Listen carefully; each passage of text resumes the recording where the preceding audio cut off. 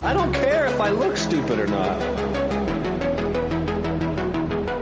Drink vodka in moderation, kid.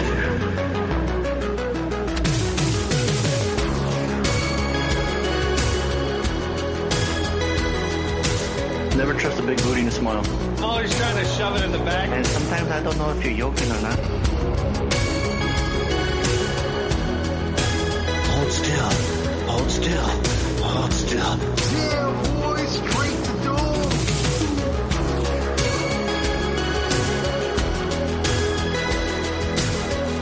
Why you sound like Bane?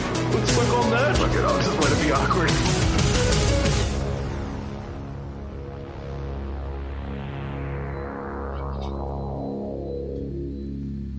Hey, it's Michael Bean here. Listen to the Bad Boys podcast. It's a good one. It's one of the best. All right? Take it from me. Bad Boys podcast. Yeah, that's right. Did you hear that? Michael Bean said it. You know it's got to be good. He came from the future, the past, present. Can't lie. It's a good one. And he's Michael Bean. I always loved the fact that he was in more James Cameron movies than anybody else. If you counted the Terminator 2 Extended edition? Extended edition, right? Mm-hmm. Yes, sir. How about that? Harley, of all the times you ever watched a James Cameron movie, did you think ever in your life that you would have a star from James Cameron movies give us the sounder for the Bad Boys podcast? No, of course not. Well, you're welcome. No, when you guys got it and you dropped it, I was like, "What?" I was like, "Yeah, that was." I was trying to hide my erection when he was recording it. Oh, I bet, dude. No, that's the truth for sure. Like Kyle Reese, man, come on now. You guys ever seen that meme where it's like Sarah Connor's like sitting up, like getting dressed, and then Kyle Reese is in the back making those pipe bombs, and the meme says, or the little caption on the bottom says, "He just nutted in me, and he's over there making pipe bombs." I think I've heard this before, right? Because I just saw a new one where it's like the girl's like, "He just nutted me," and he went back to watching the Ninja Turtle movie, and it's in the background. I love these the internet memes where they point out an old movie where the villain, now that you watch it like 25 years later, hindsight, or 50 years later, the villain in the movie is actually kind of like the good guy. That's such a bad guy. Right. Like I've seen those. Oh, I'm sure you have an example waiting for us to tell us which one. I don't. I knew it. I fucking knew it. You son of a bitch. Well, everyone, thank you for tuning in to another episode of the Bad Boys Podcast. We're about to randomly rant on all things movies. Yes, this is episode 741. Don't touch that dial. Don't turn them FM to what old technology terms. I don't know. These kids aren't going to understand. Don't swipe left, maybe. Listen to us on your RSS feed. Is that new? Am I connecting with the young crowd yet? No. Follow us on TikTok. No. I am your host, Fonso, a.k.a. Mike Lowry. Joining me as always, Harley, a.k.a. Marcus Burnett. And I'm Tony, a.k.a. MCP. Tony is MCP. He's more connected to the internet than anybody else. Right, Tony? Yeah, actually. Well, you're playing games with your younger brothers. Yep. Right? You're fully utilizing what the internet was for. Besides funny memes, talking shit online, ordering stuff, don't have to leave your house. It's really changed the world. And Kyle Reese just nutted Sarah Connor making pipe bombs. Hey-o. We got that sound of Michael Bean. How fucking cool is that? Not only is he fucking Kyle Reese, not only, but come on now, he was Johnny Ringo in Tombstone, which we just saw. How fucking great was he in that movie? I think he's subtly really good in... You want to say The Abyss? Yeah. I knew it. Yep. The least Cameron. That's the Cameron movie I watched the least. I've only watched maybe twice. It's the Cameron movie most people watch the least. What about Aliens? Huh? Right, of course. No, it was one of those movies where he was cast at the last minute. I think they had somebody else. And do you know the little trivia? Do you know who was casted before him? I can envision his face. I think. Wait, maybe I'm confusing him with Michael J. Fox in Back to the Future. Yeah, What I think the I'm fuck? confused. Right, Wait, Michael J. are you Fox. saying they casted Eric Stoltz in Aliens? Or Yeah. Good, thank you. You want no. hey, do you want a hint? Does he have eyeballs and a nose and a mouth? Is that what you're envisioning as far as his face goes? No. Yeah, for some reason I was envisioning Eric Stoltz. No, remind me who played. I'll give you. I'll give you a hint. He was in Dexter and the Warriors. He was in Too Fast, Too Furious. Dexter and the Warriors. He was in the Warriors. He was one of the gangs. He was Ajax. He was Dexter's dad in Dexter. If you ever watched Dexter. Oh, that's right. James Remar. James Remar. Right. Thank If you look, I think he had maybe some alcoholic or drug problem or something. Or interesting. They gave him the boot, and here comes Michael Biehn, and the rest is history. Now, do you ever get him confused between Hicks and Hudson, or do you know who he plays? He plays Hicks. Right. Well, they make the joke in the movie, right? Right. Which is anybody can. Well, there's the other joke. we know that joke, right? But I'm saying, right. He's like, I'm Hudson, sir. That's Hicks. Right. Yeah. Right. Another one I haven't watched in probably 10 years. Which is Aliens? Yeah. Hey. I do like the director's cut on that one. I always watch the director's cut of all the Cameron movies. Oh, is that right? Yeah. Okay. I was bragging. Because they're all better. I mean, it's they're an a lot example. longer. Yeah, but they're all better. I mean, Aliens plays fine if I recall correctly, the theatrical cut plays fine. But the director's cut just gives you more of characters. You know, I think that there's more involved with the build up, right? I think a lot of people, they go into Aliens and they're expecting aliens, and I think it's like 45 minutes into the movie before you see aliens. like it's a long fucking time, right? We are supposed to see xenomorphs in the Xenotour, right? Right. Yeah. Right. Oh man, well, what's going on, fellas? Old movies just hit different, right? Right? They were just made differently. That's it. Yeah. What's that line in Step Brothers when he says when he's jerking off to a 1990s like Playboy magazine? It's like masturbating in a time machine. You remember that line? I don't. Dang. That wasn't one of those movies that I saw a bunch of times. Okay. Well, add it to your syllabus. How about that? Masturbating. We saw it on the podcast not that long ago. Did we? A couple years ago. Okay. Yeah. We can say that about all of them, bro. Like we have 741 Like episodes. masturbating in a time machine. Oh, there you go. Oh, wait, we got a Like sound for it. masturbating in a time machine. Yeah, that's there. I got it. There it is. There you go. Nice job, Tony. Now, are you guys find that statement accurate? As he's flipping. It's like masturbating in a time machine. The way he says it, like, so serious. Well, he's like, think about it. It's like a 1990s. Like, it's probably like Pamela Anderson or something, you know? And, Right. Maybe Bush, maybe no Bush. Who knows, right? It's the 90s. I mean, you know, like, Good point. not sure when the landing strip became popular. This is the kind of stuff you get on the Bad Boys podcast. Where we randomly rant on all things movies. This is why you guys tune in every week or every 2 weeks. If we miss a week, or take a bye week. But, you know, life happens, and probably apologize for that. Me and Tony were ready. We're always ready. We've been ready since first call roll. But yeah, we got a ton of extras. We're going to give you a jam-packed fucking great show tonight because why, Harley? Why? Tell them why. Because we skipped a week. And I got a couple extras because I've been, kind of rolling solo here. So I watched a couple movies. And did you go to a time machine with your old Playboys there? Or do you use the internet? I use the internet. Would you be opposed to going back in time? But what do you do when Starlink cuts out on you?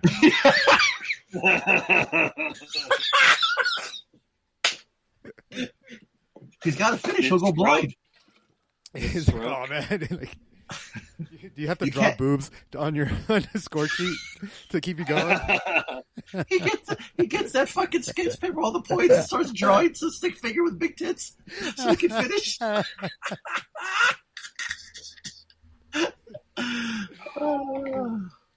Yeah, Harley, what do you got in fragments here? You go back to your high school days or what? Oh, no, life pro tip, man. Like, don't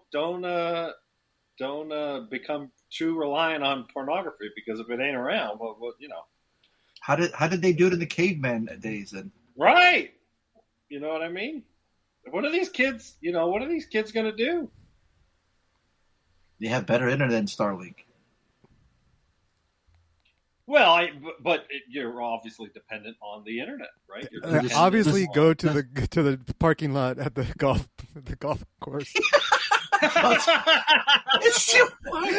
Oh, see, that's why Harley hasn't gone over there. He probably got banned. Deep cut, man. That's 12 years old. Or not 12 years. That's like Tony. Harley was fascinated how porn looked in 4K when he was actually using good Wi-Fi at the golf course parking lot. He's like, "That's what it looks like." Oh my gosh, I'm gonna nut a lot faster now. I have gotten, well, to be fair, Tony, real quick, Harley, before I forget, but to be fair, we used to watch scramble porn and got off, right? So we got a glimpse of it too. Like, so right. Now we get into 4K. Come on now. No, I used to stay the night at Albert's house just because he had HBO. Skinamax. Skinamax. That's right. Dude, when I was like 12 years old, I was like, "Hey, Albert, what are you doing this weekend?" He's like, "Nothing." I'm like, "Can I stay the night?" Because he had junk food and Skinamax. What every teenage boy wanted, huh? Right, junk food, Skinamax. Well, the problem was he had cockroaches too. Dude, no, man, this guy. He had a. Okay, I just picture like Harley full of rappers all over the floor with all this junk food. He's just going to town, fucking beating the meat, and fucking cockroach runs by him. And what do you stop? Or do you keep going?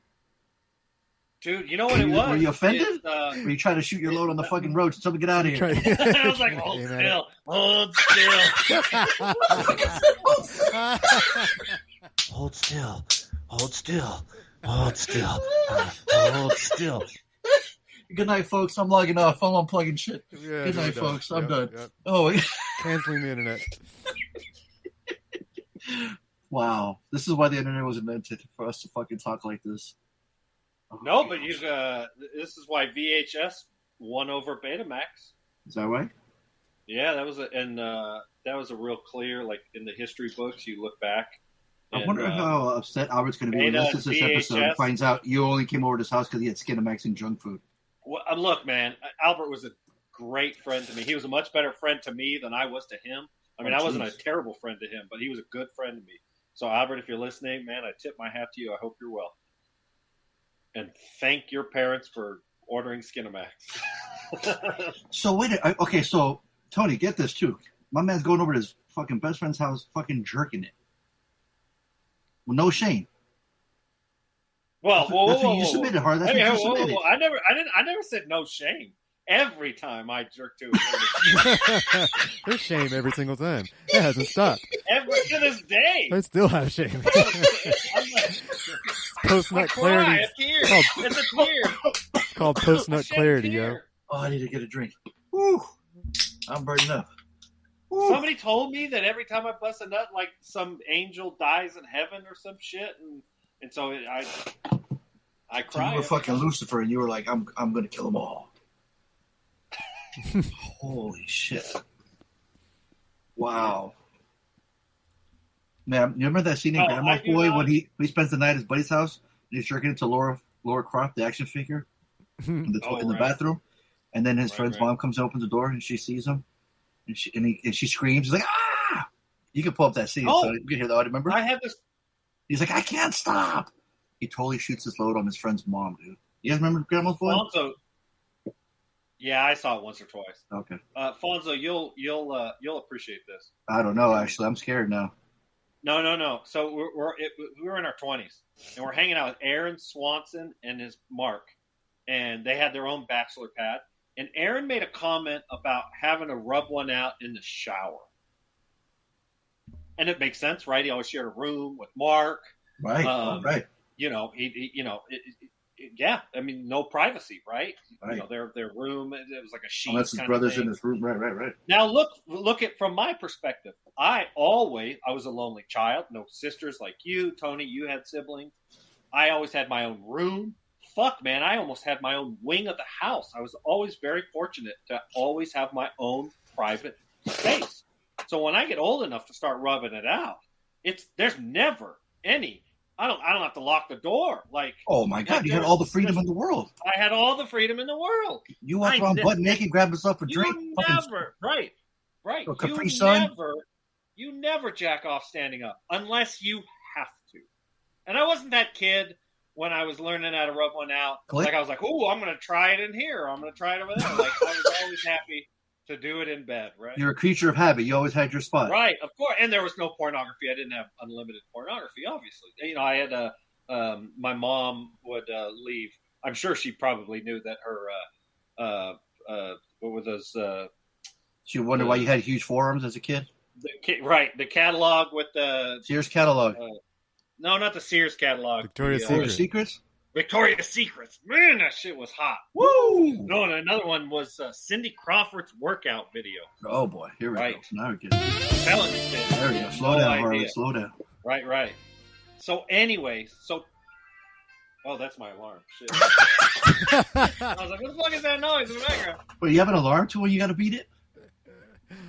You have an alarm to let you know when it's time to beat it? No. Yeah, a reminder. You know, now I'm 45. I'm like, no.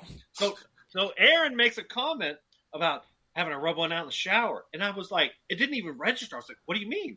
Nope, you can't jack off standing up. This is impossible.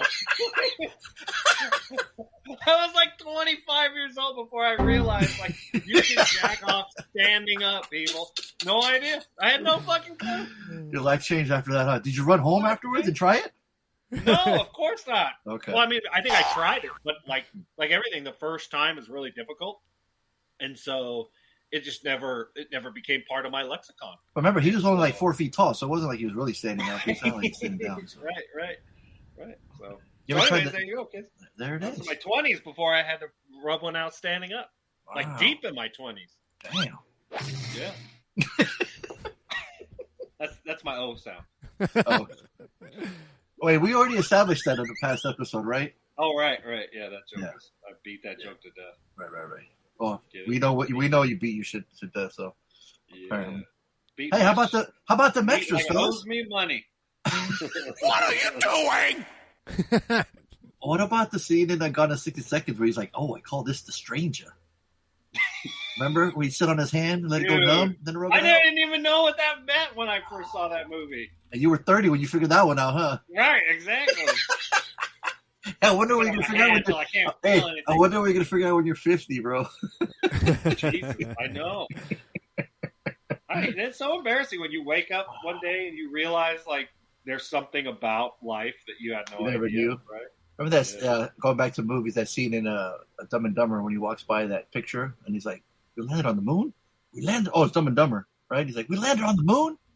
While he's running out of the room, like, "You can jerk off standing up." You can jerk off standing up. Did he laugh at you, Aaron? Did he laugh at you when you said that? You're like, no, because I didn't say anything. Oh, okay. You kept it. Oh, you were like mind blown and kept within yourself. I was in my head, like all of a sudden, my head started like spinning like a top. Like he's looking at you, Harley. You okay? Yeah, you're like daydreaming. Like that'd be like standing on your head. And ironically, fast forward 25 years later, fucking while standing up is almost my favorite. I love it. It's great. So shout out to Aaron for letting you know. Right? Yeah, absolutely. Yeah. When you're standing up, you got complete control. You got the angle. You got the. Wait. Hold on. Let Tony play the music again when you say that. Hold on. Try to slow it down, baby. Yeah. Okay, yeah. All right, try again, Harley. Sorry. Let me get. I just switched pages. Give me a second. Okay. Tony's taking notes over here. Slow down, baby. Slow down. Get on your tiptoes. Oh, you get the pillow just right. Ooh, pillow? What the hell? Oh, wrong one. Play sad music. Somebody died, you fucking... See, but everybody's got their own shit. Tony likes to fucking bust a nut to sad music. Oh, hey, you ain't got no time. There you go. Right. Well, that was Tony because he got a bunch of siblings. You gotta get to work. Oh, yeah, exactly. Yeah. Hurry, my mom's in the other room. Hurry. Oh, there you go. Enough about all this sex talk. Patreon exclusive. You want to know, how to get down. Here's my man Harley. Right. This is it. Oh, here you go. You gotta see. This is the sneaky one. That's a sneaky one, right? This is the GoldenEye 007 pause music. I was gonna say it sounds like Bond music. It's Bond. You just got snuck into the window right. You're sneaking. The parents are sleeping in the other room. Coming home from a late night. Sneaking in the house. Shake it, not stir, baby. Yeah. Yeah. The Sonic one, though, kill me, though. That's way too fast, homie. We ain't got time. Hurry. Wow. Hey, how about... What's that? Anybody fuck to music? Yeah, we talked about this. Did we? Yeah. Oh, okay. It's a tough one for me. Is it? Yeah. Because I'm trying to, like, pump to the beat of the drum. What? I'm like, maybe it's a little too fast, a little too slow. No, I want it quiet. I don't want. What would be the perfect song to fucking get onto then? What's got the perfect BPMs? Well, that's my point. It changes. Right. Sometimes you want to go slow. Right. I'm thinking Careless Whisper's got it going on, dude. What the fuck are you talking about? You don't have that much time in 20 seconds to do all those moves, all right? Well, no, come on. Yeah. My man Harley, fucking, he ain't no fucking... It's all theater, anymore, but, right? Right. He damn well tried, though. That'd be your superhero, Harley? That'd be your superpower? The guy who could fuck forever. What's his name? Sting. Sting. Oh, yeah. Wasn't it like an internet meme? Yeah. Remember in Go, we talk about Kama Sutra. Remember? Right. Where you would hold it and it wouldn't go. Remember? Yep. You go Tantra, baby. Oh, I'm adding that to the syllabus. Yo, Go is fucking awesome. Well, then Tony's like, "Did you ever try to fuck on ecstasy?" And I was like, "What? What?" Oh, right? You got a sex syllabus? You're gonna add that on there? I'm adding Go to my syllabus right now. There we go. We do have some extras, right, fellas? You just said something about a book, like the sex book, Granny Sutra. Granny Sutra. Hey, now. It's in I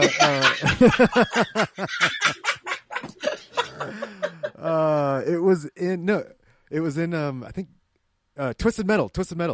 Lainey and I started watching it this weekend. Oh, no way. Yeah. We only made it like 6 episodes in because we're our Peacock account, like it's running out. We're like, what do we watch? I was like, let me watch Twisted Metal. I just saw the went to the panel. Did you watch the first season or did you skip to the second season? No, I've never watched any of it. So we started watching season 1. How is it? Oh, see, perfect segue. Right, go ahead. Yeah. And in like one of the episodes, like 4 or 5, they run into this old granny who's a driver of a like. Do you know the concept of Twisted Metal? Like, do I need to explain it? Post-apocalyptic. Well, that was the problem with the show. Is the video game is. So you watched it? I watched like 3 or 4 episodes, and I was like, "This is terrible. I can't keep watching this." Really, I was enjoying it. Yeah. It was fun. It looked like fun when they were talking. It's fun. It's fun. Yeah. But yeah, one of the characters, she has I'm pretty sure it was called Granny Sutra, but it was just like all different sex positions that you can do while driving the car or in a car or some sort. Yeah. So that's when you guys just said it. It just reminded me of that. Okay, but the show itself. Do you have an example? Or are you just going to tease us? I'm sure there's an example. Come on now. Tony, just give us a tip. Come on now. Well, I mean, just the standard, mounting while driving. There is a joke that Harley's done that. He told me.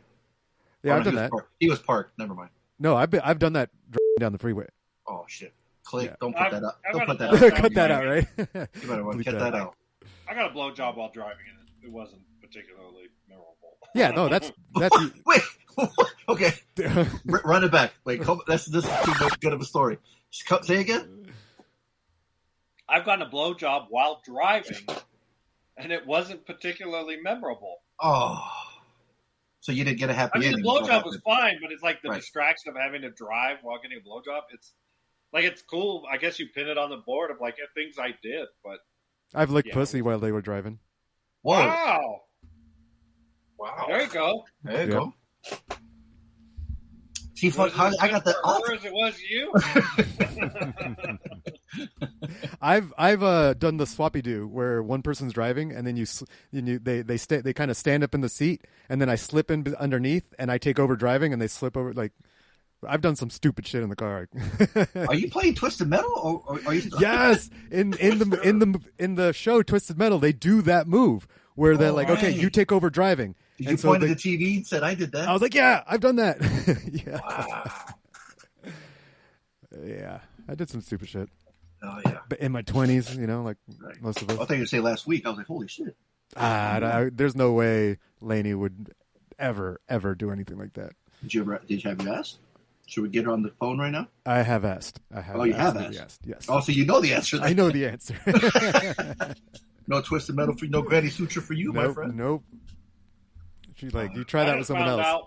I love that Harley's driving and he's paying way attention. He doesn't want to miss the exit while he's getting blown. Right, He's not having a good time. Fuck the exit. Just take the next one. Exactly. You get off and then you get off the correct exit. That's a shame. Damn, Harley. I literally just found out today what pegging was. I had no idea. This guy. Are you 10 years old, Harley? I am. I am. He said, Careless Whisper is the greatest song of all time. That fucking sounder kicks in. It works fucking for everything. It is pretty flawless. It's unbelievable. Wow. Yeah, so you're going to let us know next week how the pegging goes?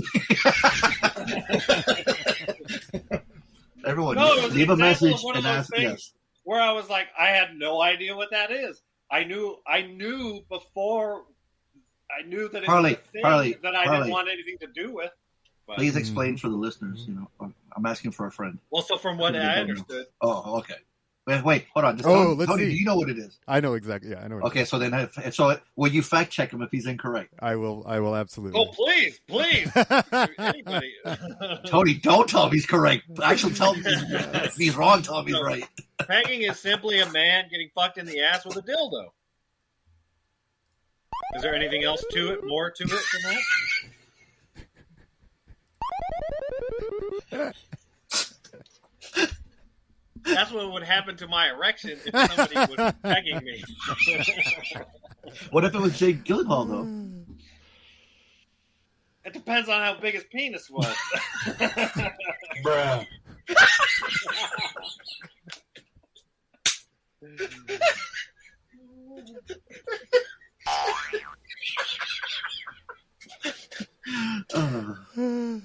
Oh gosh. How did we get here? What? Wait, Tony, did you fact check him? Was he right? That is correct. Yes. Okay. Okay, thank you. All right. Harley was all waiting, like, damn, Tony. Fucking... So anyways, that was it. That's it. Okay. Okay. So we have some extras, or how do we transition from that? It's gonna be so awkward. It's gonna be so awkward. You forced me. So okay. So Harley just told us behind the scenes that he got pegged, and he didn't want y'all to know. So we can move on. Hey man, right? Different strokes, different folks. Hey now, it's 2025. You know? Whatever. Hey, no judgment here. BBC. Consent, baby. It's all about consent. It's also like the way you find the male G-spot. So I know that's what everybody says, and I'm like, thanks, but no thanks. Have you? Maybe that's for next time. Maybe that's for next time. We'll talk about it next time. That's for the Patreon exclusive. That's a really Patreon exclusive. And I had this conversation with Donnie and Shaler when we were fucking super high on ecstasy, and they were trying to convince me to, Were they looking for it? My asshole, and I'm just like, no, I'm not. I'm good, thank you. It hurts when I take a big shit. Right? Like, take a big shit. Like, oh, my goodness gracious. Take a big shit. Like, you're like, oh, that hurts. Like, there's nothing enjoyable. That's what it sounds like when I'm taking a dump. I don't want to stick my finger up there and get a handful of fucking shit. Like, what are you eating? Food. You never had the toilet paper, like, rip and you went, whoop, accidentally? Well, no, of course. That's a given. Oh, okay. No, I'm not. No, but. I can hear Robert going, gay.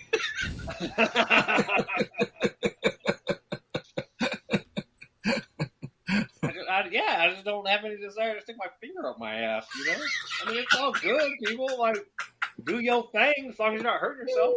Are you eating right now, too? No. Okay, liar. Son of a bitch. So you would stick your finger up your ass to the joint.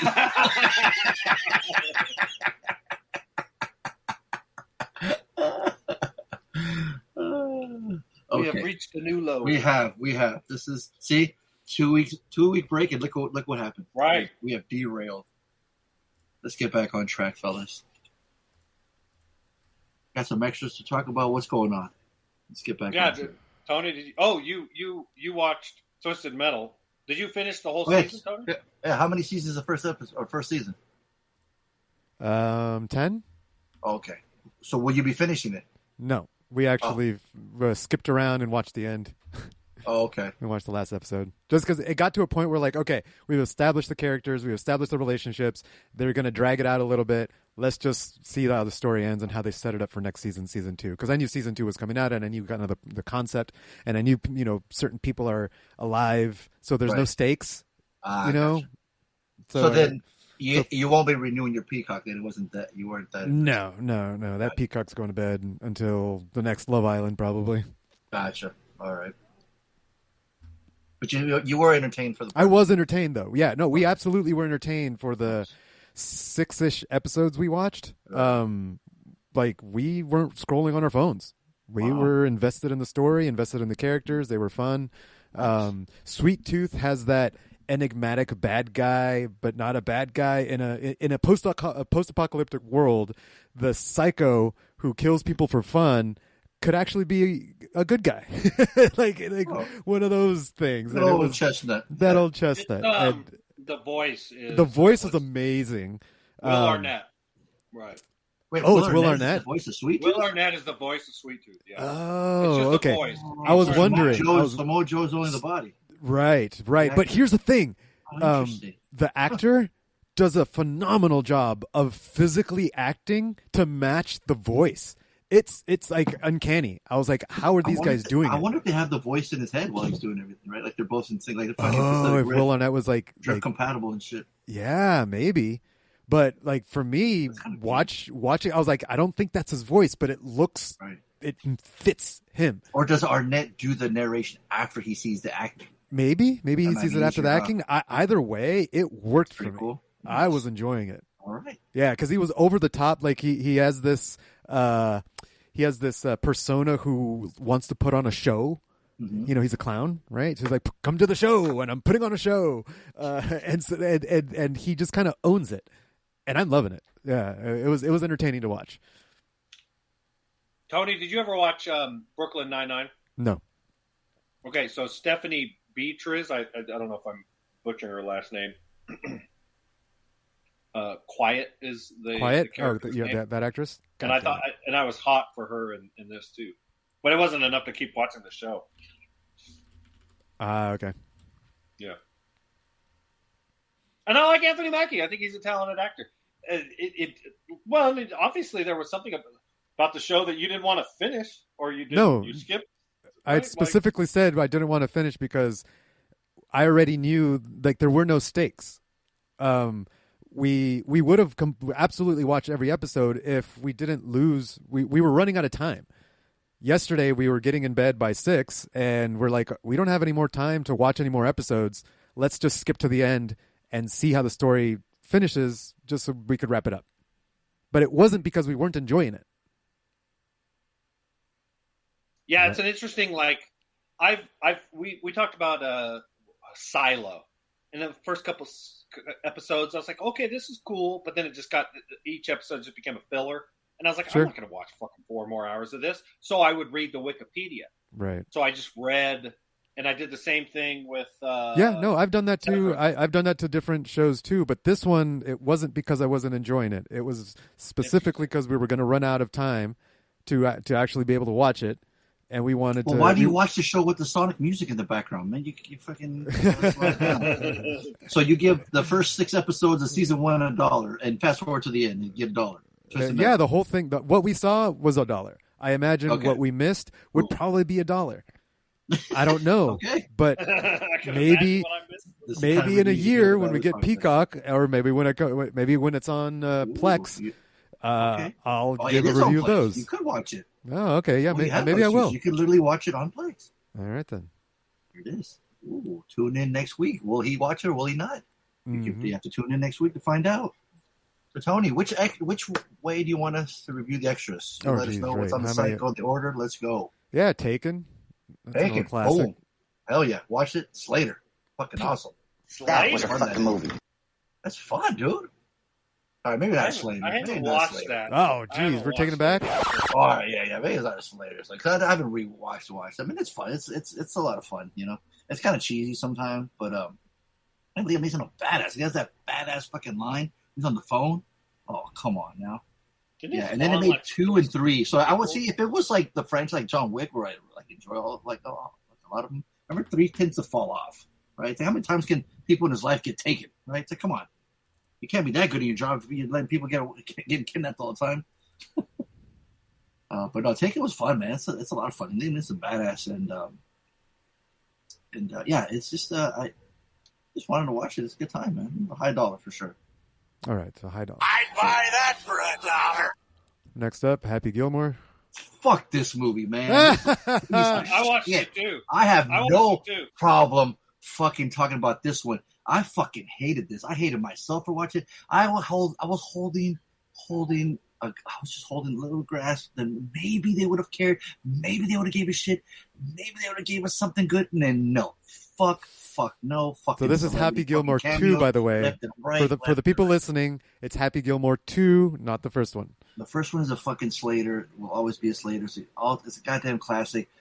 This one, I was afraid they were going to do just rehash fucking jokes from the first one over and over. And okay, if you didn't know the first one, then maybe they might hit, maybe they might be funny. But if you watch the first one as much times as me and Harley probably have, you know all the fucking jokes, you know all the beats. So when they're rehashing it like we're fucking 3 years old, like, remember this joke from the first one? Remember this joke? In fact, here, none let me remind you. I'm gonna fucking show you the goddamn scene too. It's like, fuck, man. Well, are you I serious? thought they. Fuck this. I'm not fucking done. Fuck this fucking movie. Harley says it's an abortion, an abomination. This fucking thing, dude. And how about the fucking revelation in the first 2-3 minutes? Harley, are you serious? This is the story. We're going with this. The fucking kids are fucking. Oh, you mean the character they kill off? Oh, okay. Spoiler alert. Jesus. Well, I wanna didn't go say there? who. I just said they kill off a character. Oh, that's okay. All right. You know what? That Harley said it, not me. Oh my god, I couldn't wait till it was fucking over, dude. I was fucking furious, man. Why'd you finish it? Because I had to. Why? I get that. I always have to finish movies. Yeah. I do. It's And maybe I've there never was something walked out funny. of a Maybe movie something will be, theater, like- worth it. Yeah. I can say, oh, that kind of saved it, No. It didn't. Ouch. So do you give it a pile of shit? Oh, absolutely. Yeah. Worst thing I've seen all year. That is one big pile of shit. Wow. Yep. Yeah, including Interesting. Battlefield Earth? This was worse. Whoa. I'd rather watch Battlefield Earth again. 'Cause at least that one's funny. I'll be the first to admit that the movie comes off is very much like we're going to make this movie because we got to make money, right? Like but I was having this conversation with somebody about the Coming to America. There was another movie that we saw in the last couple of years where the sequel was, 20 years later. And I think this is a perfect example of a movie that came out in a different day and age, right? It was at the beginning of his career. I think Billy Madison was before this. Is that correct? Yes. Tony, can you? Yeah. It is. So, but in a sense, this was kind of like or Happy Gilmore 1 was kind of like Midnight Marauders, even though Midnight Marauders is the third album. But it's a little more refined in the sense of like it's like they just added a little bit more money to the budget than Billy Madison.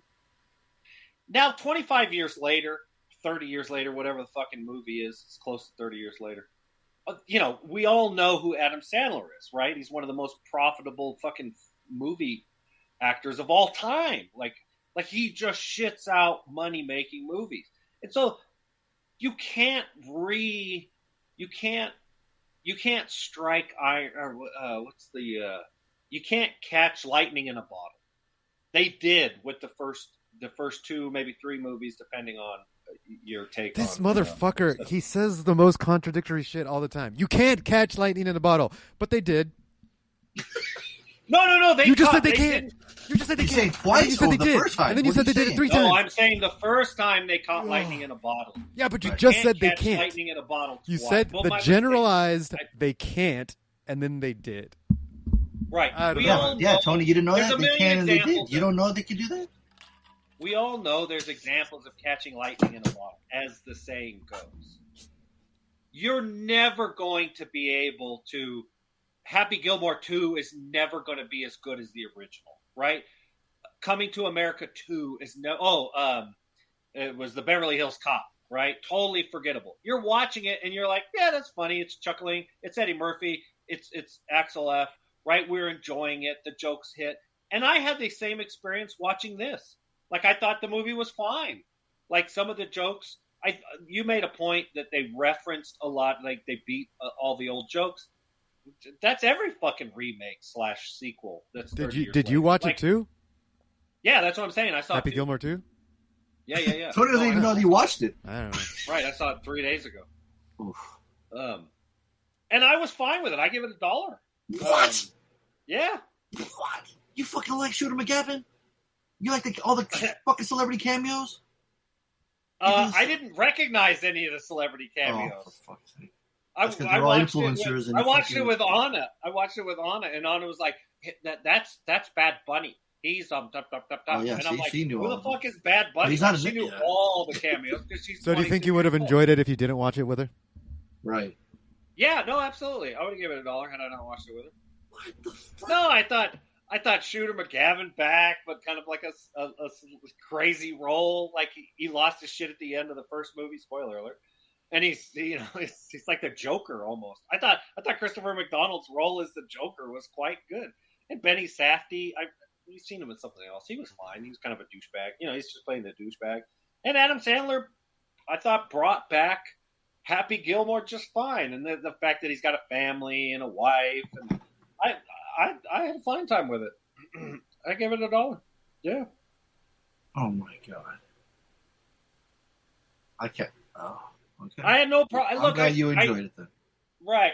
It's look. I'm not saying, dude. The Chubbs kid, really? He lost a hand too. He lost a hand. He's got a wooden hand. Remember No, his dad?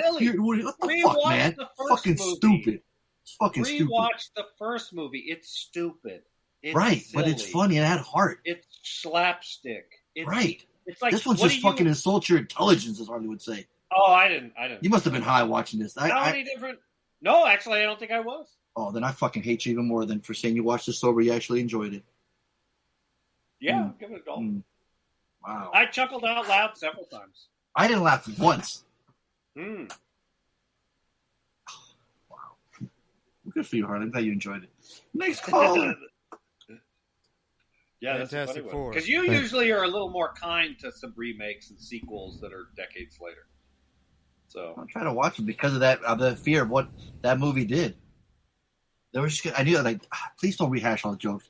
Just give me a Compton story. I was hoping he'd be like, he lost his way. He's gonna learn how to play again or something. I don't know, something, right? It was just like, oh, I'm just gonna the fuck. Come on, thing with the leg and the surge. Come on. How did you feel going into it? Why did you watch? I wanted because it's a Happy Gilmore. It was on Netflix. I'm like, let's give it a shot. Everyone's watching it. Everyone's watching this weekend. Everyone's talking about it on social. I'm like, let me watch it. Let me just give it a shot. I love the first one. Like maybe, just maybe, we'll get some new jokes or something. Maybe Adam will care. Like in Uncut Gems, he fucking really acted his ass off. Cared. Yeah, but right? that's a drama. That's I know, but I'm saying, film. well, this wasn't a drama with his fucking alcoholic fucking problems, and he's trying to help out his daughter. And the fucking beginning of the movie that you said. IMDb, and we know how IMDb likes to throw synopsises at you. Oh boy! High concept comedy. High concept comedy. What the fuck does that even mean? I would tend to disagree. Well, high concept means smart, to right? Me. Which it was not. No, you call it slapstick, I agree with that. Right? Raunchy comedy, slapstick comedy, and sport. All those I agree with. But you're comparing it to Uncut Gems, which is a straight up drama. No, I'm not comparing. I'm saying Adam Sandler cared in the movie and he acted his ass off in Uncut Gem. I was hoping maybe he would do this on a movie that's so adored by so many fans of the first one. People say my friend said that's his favorite Adam Sandler movie. I was like, whoa. I'm like, I told him Billy Madison's my favorite. He said Happy Gilmore's favorite. I'm like, well, then don't watch the second one. He's like, well, he's curious. So now I'm curious to see. He loves the first one so much. That's his favorite Adam Sandler movie. I'll be curious to see what his take is on this one. My fear was that they're going to rehash jokes, but not that they're going to show us the same fucking scenes over and over again. And it's lazy, bro. The jackass, that guy. Did you see who it was? You see that cameo? Yeah. You see who it was, or did they tell you who it was? I didn't care. You thought it was funny? I'm not saying all the jokes worked. No, I mean it's a rapid fire comedy movie. It's one of those movies where there's 100 jokes in an hour and 50 minutes. No, I had no problem with it. I chuckled. Like I said, I chuckled. The Adam Sandler, Happy Gilmore, and Shooter McGavin, and Ben Stiller's back. Like they should have teamed up. They should have teamed up and taken on the fucking extreme golf players. That would have been cooler. And Shooter would have gotten a gold. They kind of did. Spoilers. Right? Shooter should have got a gold jacket at the end. That would have been a cool story. That would have been better. He would have finally gotten his jacket. That would have been a better story. I'm always annoyed when actors hire their kids to be in the movie. Well, he hired his kid and his wife. Right. Nepotism always is like, I'm always like, fuck off. Like, look, I'm not giving it a Slater. Well, it's funny though. Yeah, his daughter in the movie looks like the dance teacher's like, right? She looks like the dance teacher. You're like, hey, how come you look like the dance teacher? Anyways, yeah, fuck that movie. What's next? That's Fantastic Four. Okay, now this movie was fantastic. This was a lot of fun. This was cool, man. This has this cool, like, retro aesthetic, but in the future, it's kind of very Jetsons-like. Tony, the little robot, you're gonna love, man. This fucking guy is fucking adorable. He's so cool. I knew it. The crew, oh yeah. The moment I saw him, like, yep, Tony's favorite character right there. Pointing at the screen, like he's gonna love him. Yeah, it's cool, man. We get right into the mix just like Superman. We don't have to get an origin story.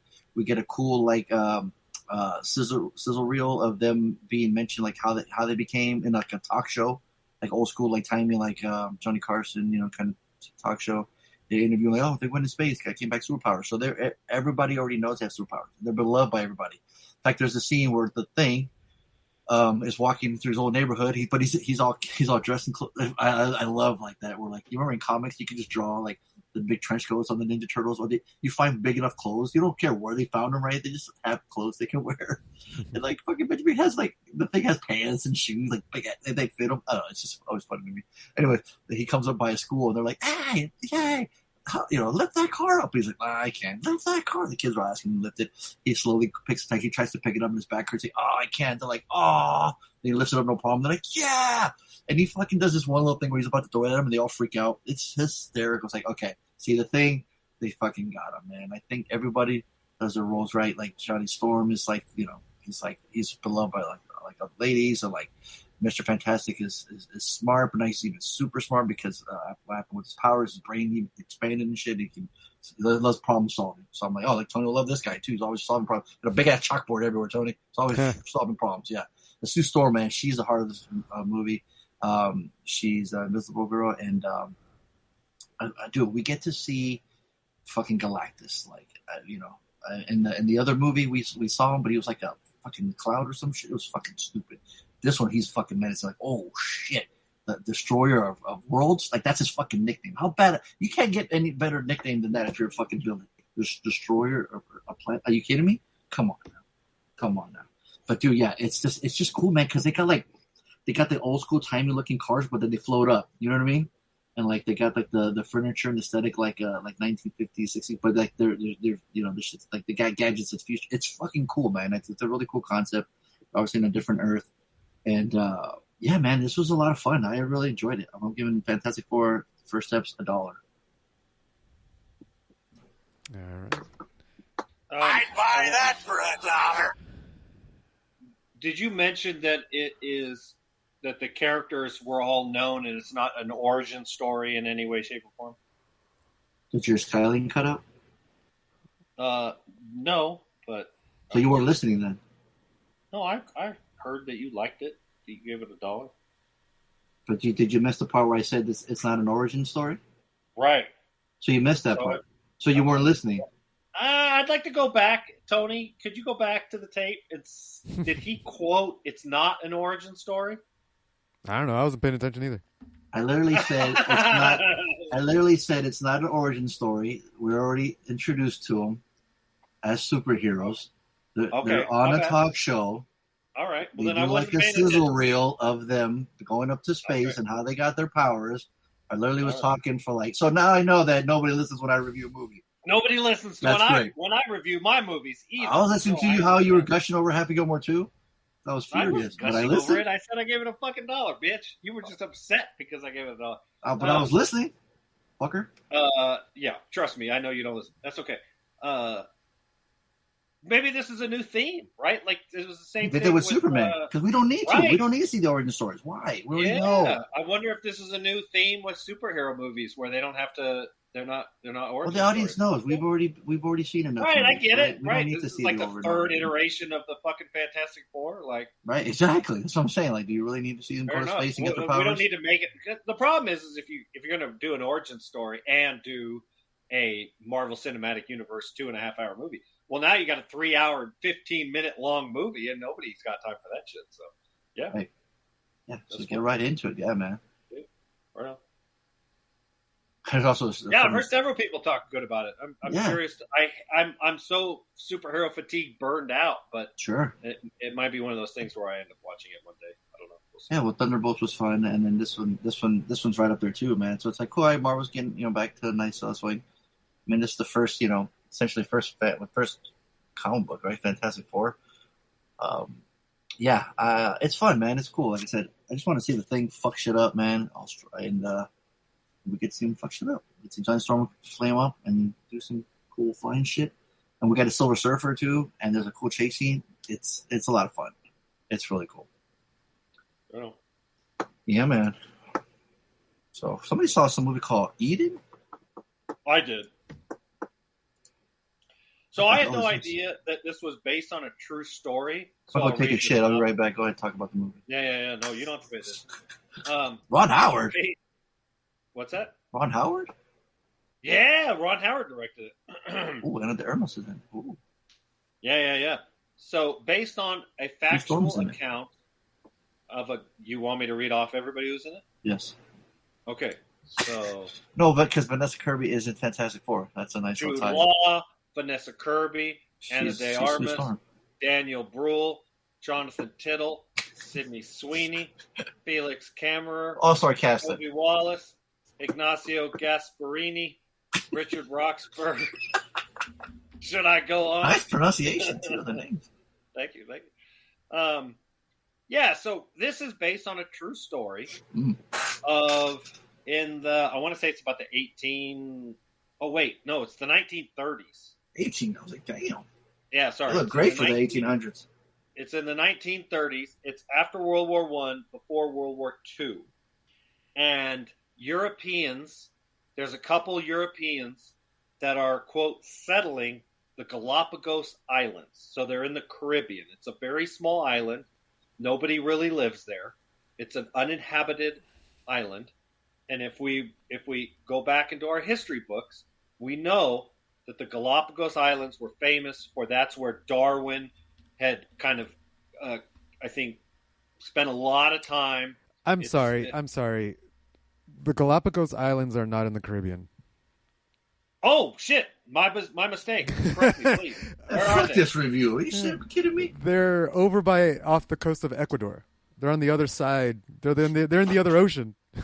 Bruh. Oh, shit. See? There you go. I heard you say it, and I didn't say anything because I wanted to verify it first. But yeah. Well, on Okay, the synopsis mistake. on IMDb, it says psychological thriller, and this is non-factual location. Harley's gonna fuck up. Harley's a Look, dumbass. I'm not a historian. I'm not a geographer. For some reason, I thought the Galapagos Islands were in the Caribbean area, right in the Pacific Ocean there. So thank you That's for the correcting me. Atlantic Okay. Ocean. Caribbean It's is on the Atlantic. other side. Of Oh, Jacket, Central Green Jacket. Who America. gives a shit? What did you think of the Right, fucking well, movie already? no, it's good. I appreciate Tony Jesus. correct. Okay. No, it's absolutely important from a historical standpoint. So this based on a true story. This happened. I think it's a small island. Tony, please correct Yes, me if I'm they're wrong. absolutely small. They're a chain of islands, like a bunch of small ones. Right. Yeah. That's what I understood. And this is where Darwin came up with this idea of evolution and I always forget the term for Natural selection. adaptation. Thank you. Okay. So some Europeans go to it and want to live on it to get away from Europe. But they're Europeans and they have, and so you have some competing. I watched it about a week ago. Anna de Armas, she wants to build a hotel there. Jude Law is already a scientist that's already on the island with his wife Vanessa Kirby. They've been living there successfully, very Swiss Family Robinson style, right? Just very living off the land, very minimal. It's the climate is, you can live there year round. You can grow food. They had a couple little animals, and then Daniel Bruhl and his wife, who's played by Sydney Sweeney, I can't remember if they're Dutch or something. They moved there because they knew Jude Law, and his wife was there, played by Vanessa Kirby, and wanted to get some tips and tricks. But they wanted to get out of, I think they were German. They wanted to get out of Germany because they were seeing the rise of the Nazi Party. Again, this is all based on a true story. Without going into spoiler territory, it all degrades into people be dying, right? It turns into there's conflicting interests. People are like, fuck you, no fuck you. It's kind of survival of the fittest, ironically. And so they made a movie about it, and this is it. And it's not a great movie. I think, unfortunately, some of the problem is the only people that survived the island are in this small faction of people, and this happened 100 years ago. And so it's like there's accounts of what happened, but there's no, we don't really know. And so it's one of those things where life can be kind of stranger than fiction. And so, what happened is fucking wild. It's some crazy shit. And Ron Howard did the best he could to kind of bring it to the big screen. But it falls a little flat in some instances. And it's hard to explain why. It just comes... Maybe you were, Tony or Fonso, you were mentioning what's at stake kind of thing. None of the characters are particularly likable, right? That sucks. It's not from a lack of bad. It's not bad acting. It's just all these characters are. They're not. It's not this traditional good guy and bad guy. It's just a bunch of people. A bunch of rich assholes that landed there, or something like. Ana de Armas is a rich, entitled asshole, and she is she's the closest thing to an antagonist in the movie. And Jude Law and his wife, and Daniel Bruhl and Sydney Sweeney, they are the closest thing to the protagonist, if I'm getting those right. And Ana de Armas her performance isn't particular. I don't think she's gonna. And 20 years from now, we're not going to look back at Ana de Armas and go, oh, she was a fabulous actress. I think she's beautiful. I'm not discounting that. I don't think she's particularly talented. Relax, take it easy. Neither here nor there. Nobody wildly impressed me with their performance in this movie, but, Tony, you always make a good point. How would people act in that situation? Right. And so it gets a low dollar because the subject matter is interesting to me. But if you're not interested in that subject matter, like the Swiss Family Robinsons, living off the land kind of thing, it would probably be a little boring for a lot of people. So for your general audience, it got a 6.4 on IMDb, and that's probably around what I would give it, because I'm very interested in the subject matter. I'm very interested in what happened. And there is apparently there was a documentary made about it about 10 years ago that I'd be curious to watch. Excuse me, because it is interesting. But the movie isn't great. And so it's kind of one of those things where I give it $1 because it is based on true story and that's compelling. But like a lot of the history movies I'll pick on the podcast, you guys would probably be bored. So for you guys, you would give it a waste of time. I gave it a low dollar. All right. Wow. I'd buy that for $1. Can I give your review a waste of time? Of course. Okay. Do whatever the fuck you want. Rogue One. Rogue One. Who the fuck saw Rogue One? Oh, I watched that one. Oh, for fuck's sake. I know. Sorry, sucks for you.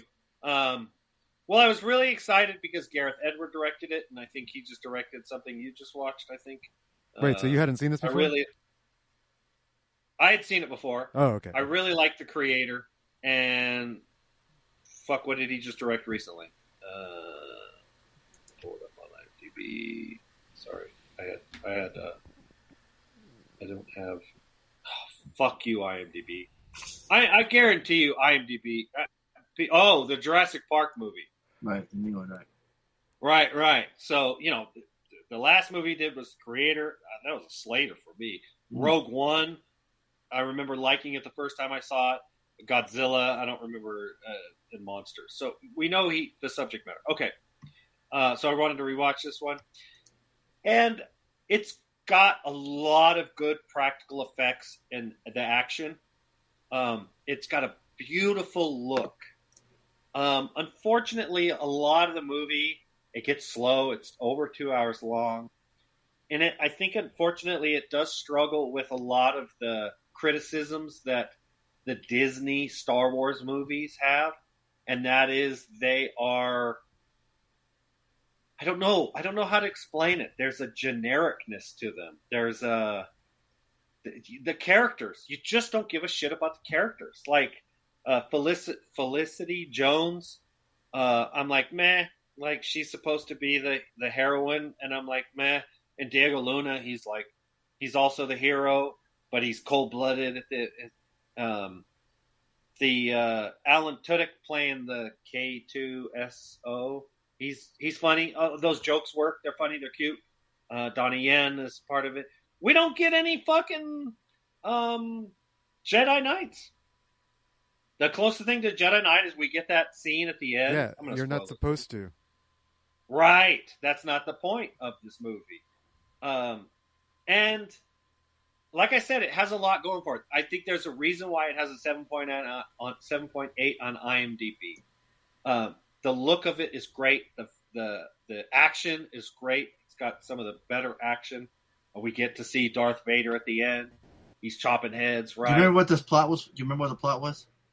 I did. I remember going into it that it was establishing the plans for the Death Star. A group of unlikely heroes band together on a mission to steal the plans to the Death Star, the Empire's ultimate weapon of destruction.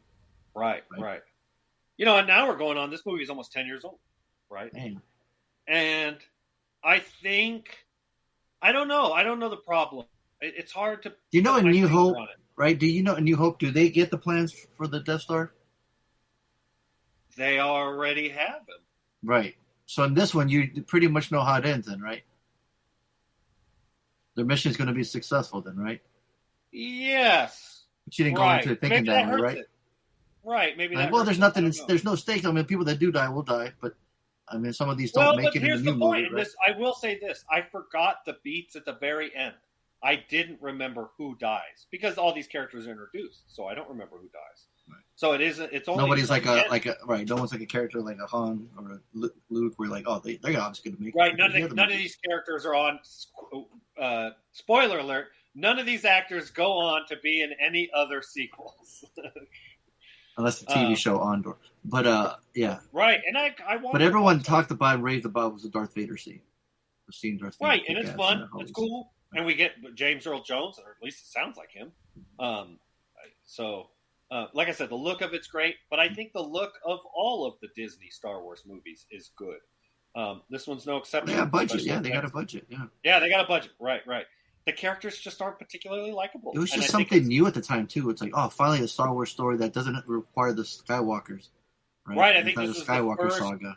Non-traditional Star Wars. Because after that, we got to see Solo, I think. Right, but then that one we knew the character. See, and I enjoyed that one the first time I saw it, so I'm kind of curious to go back and rewatch that one too. Yeah. So this one gets $1. Okay. I'm not.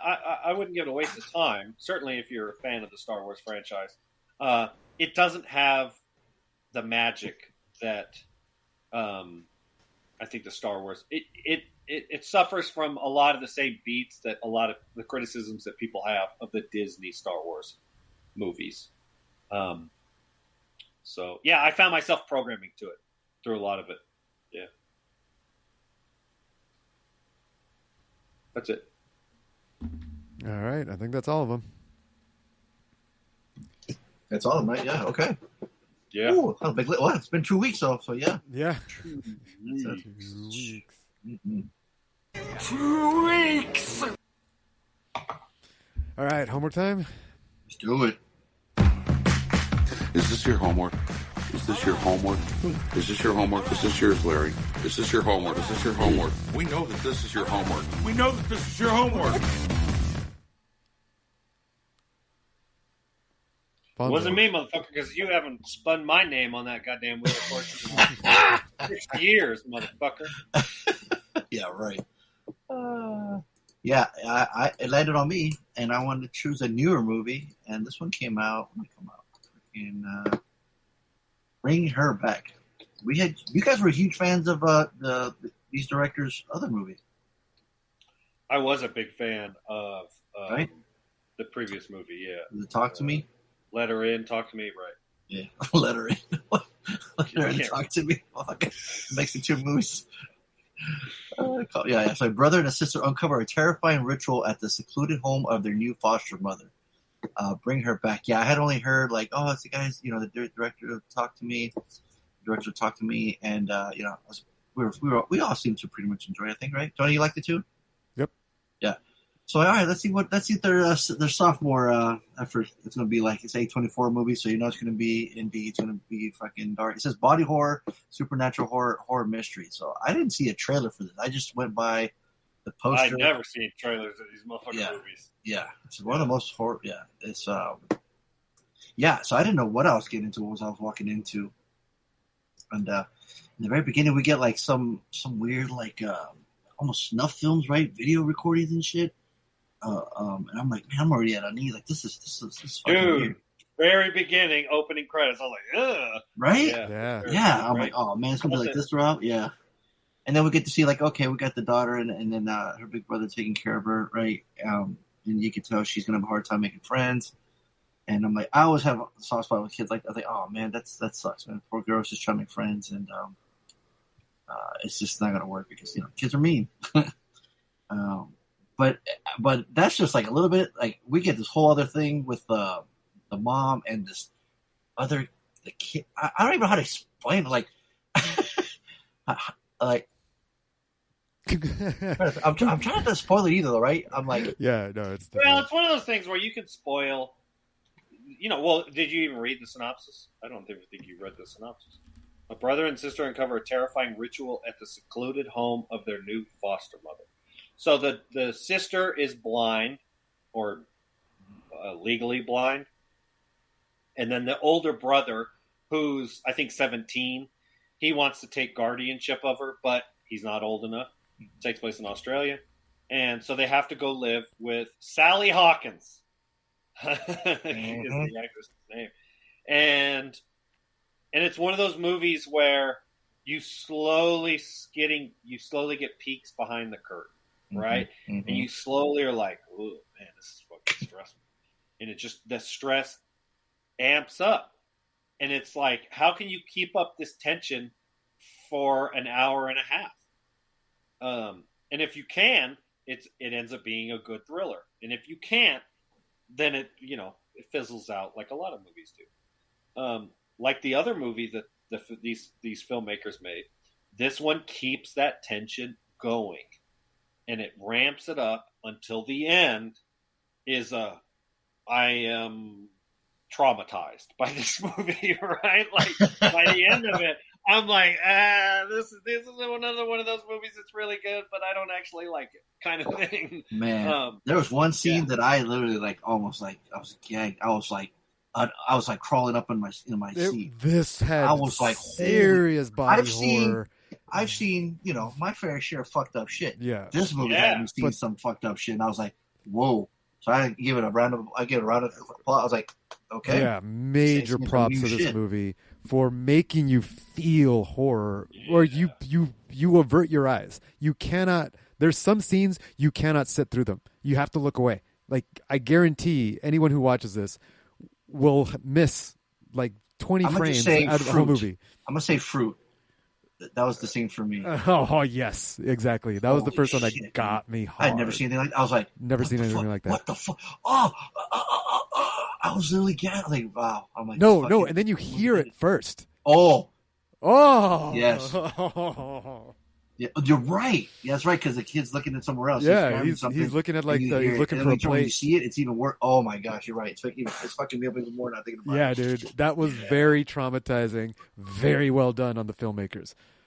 Because that's the point, right? We're supposed to feel horror, Absolutely. and good lord, I felt it. It was the most visceral horror I felt in a long time. Like, good job. To the point where, like, ironically, I'm actually scrolling through the movie as we talk about it because I watched it so long ago. I almost blocked out the scenes. Oh yeah, right? exactly. Dude, I would. Yeah, it's like I would. PTSD, and I'm like, I'm sorry for being an asshole to you. It's obviously my kid, and I was like, I'm sorry for that instance where I was like unfair and I raised my voice. And your kids are like, I don't even remember that. They blocked that shit out, yo. This is that movie where you're watching it and you're like, How do you watch it? How do you watch it?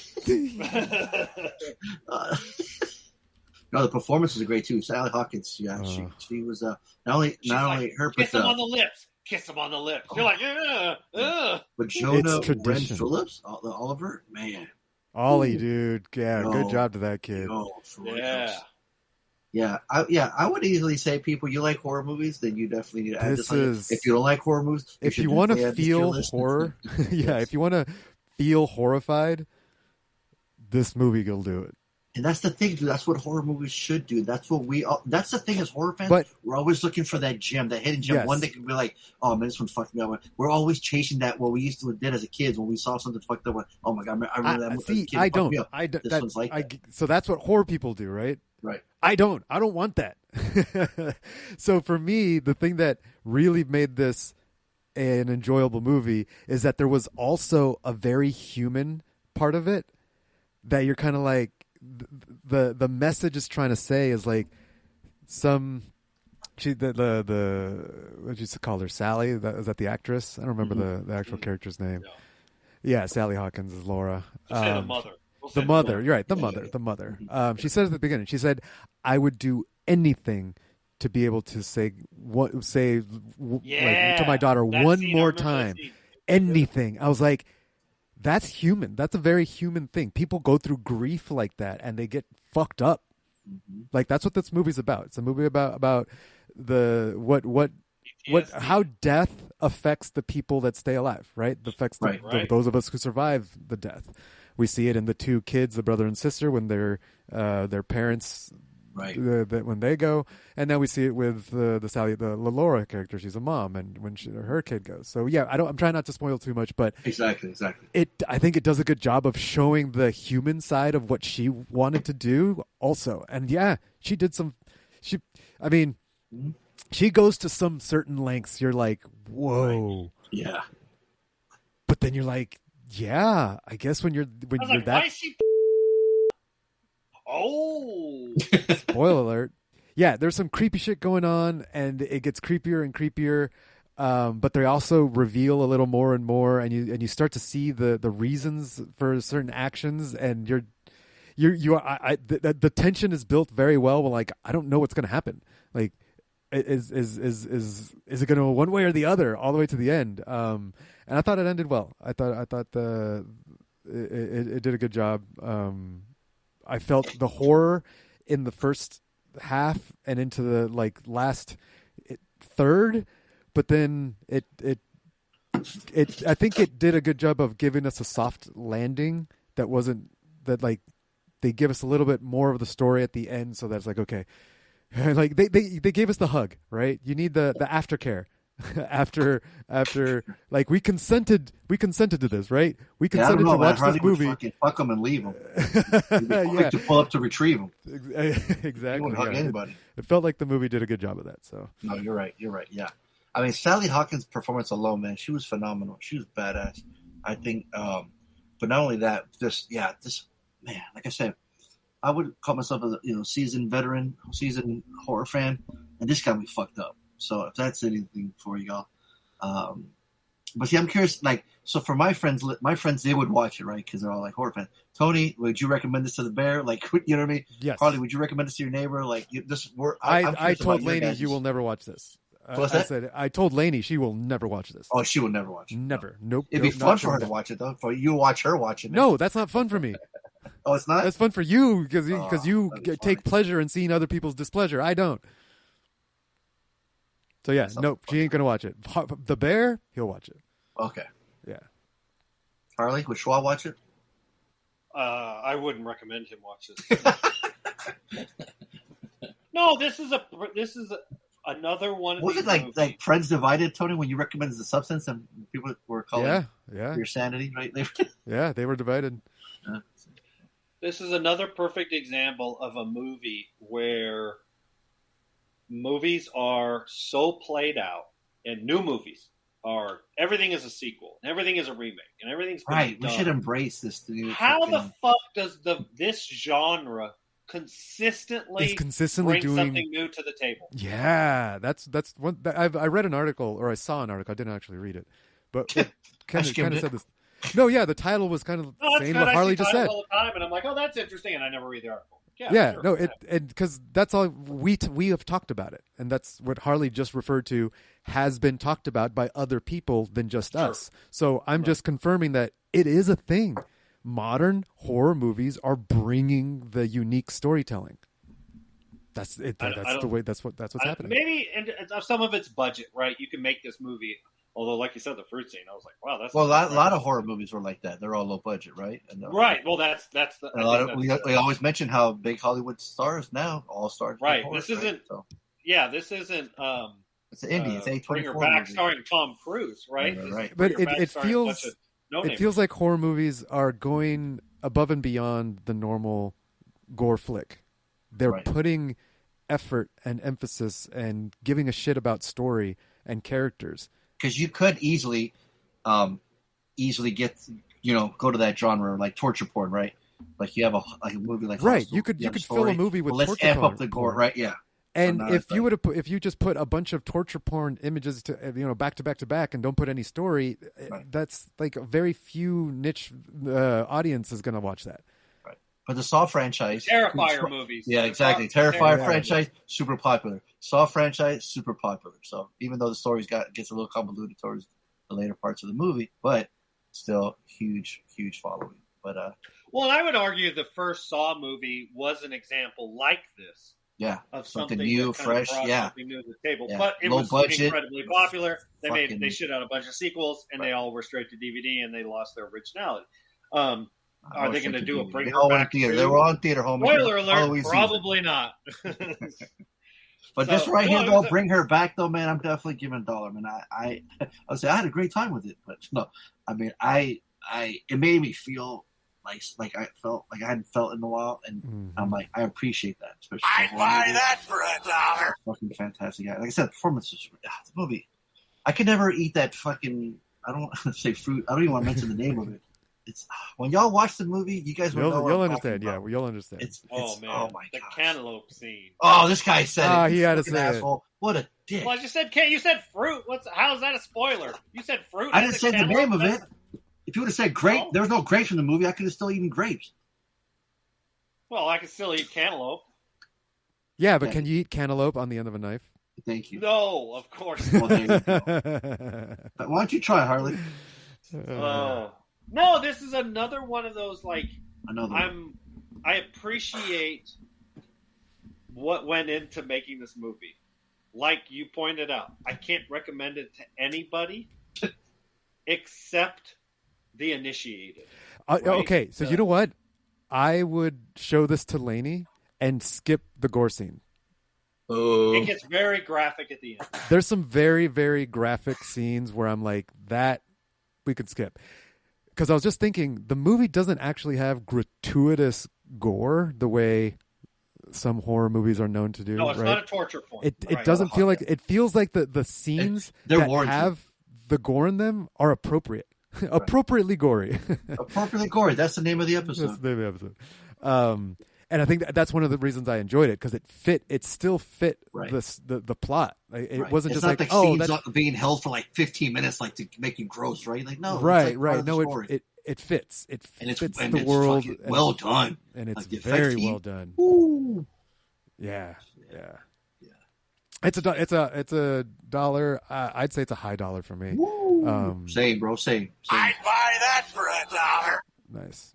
No I mean, surprise. there's a potential for Slater when I rewatch it with Lainey, because I'm going to rewatch it now. Just cover her eyes. I don't know. I don't know if I can give a horror movie a Slater, because I don't want to go back and watch the horror. So this. Well, you know what's gonna happen, so you can close your eyes too. Yeah. Well, yeah. Then who's gonna know when to play, unmute it when the dark ominous music and the gross sound stop. There you go. Or you do one of those things where you like open your eyes and go, damn, it's still there. Yeah, you peek. You do a little quick peek. See, but that's the thing. When I was a kid, I would do that. I get scared to cover my eyes, and I open, I'd see something. I was like, nightmares. Boom. Boom. It's That funny. fucking It's scene? it's like what we've said about documentaries, right? You can't, like, you almost can't rate them. Right. Like, a good horror thriller movie is, I can't give it a Slater because I'm like, I never want to watch this again because it was too fucking uncomfortable, right? If you're into the genre, it's a Slater. Absolutely. For me, because I'm not into the genre, although they're all the good movies, ironically. I know, which is crazy. It gets a high dollar. Yeah, high dollar. And I would be willing to rewatch. I'd buy that for $1. Ironically, out of all the people in this world that I would not recommend it to, I would want my child to watch this. Right? She's into these. Well, you showed her Human Centipede when she was 10. So what's the? No, I didn't, motherfucker. No, it's documented. It's on the podcast. Don't lie. Episode 3. I never. You can go back. They can go back. So. Well, this is interesting. This is interesting because we should see. This is a horror. This is going to fuck some people up. Exactly. This is an easy dollar for me. I can just tell. But your guys' take is the one that's gonna fuck them up. So I'm curious to see what the picks and the calls are. Yep. Who the fuck are you? I'm Mr. Bennett. I'm Reggie. Who the fuck is Reggie? Who the fuck is Reggie? To play, either call 442-444-0742 or go to badboyspodcast.com or send an email to badboyspodcast@gmail.com. You ever made love to a man? No. You want to? All right, where are the points at? So we got some points here, and I have my score sheet. Yeah, we can hear it. Oh, we hear it. And people probably know what place they're in. They probably know how many points they have, but I'm gonna clarify it anyways. Angie, of course, is always killing it. We know Angie. She's got 65.5 points. Reed and Robert are tied in second place. They're only 15 points down. They both have 50. It's all in the plan, Robert.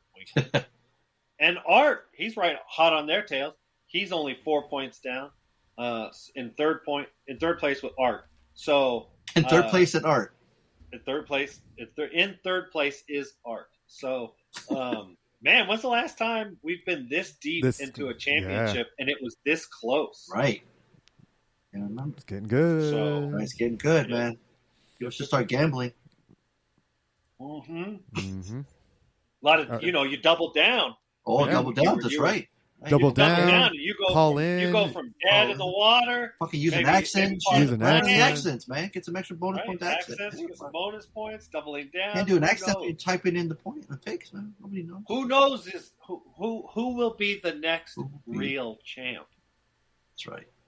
Will the champ get dethroned? Will the back-to-back champ get dethroned? Or will he go for a trifecta? I can't even remember. Can't even remember. Hey. All right, here we go.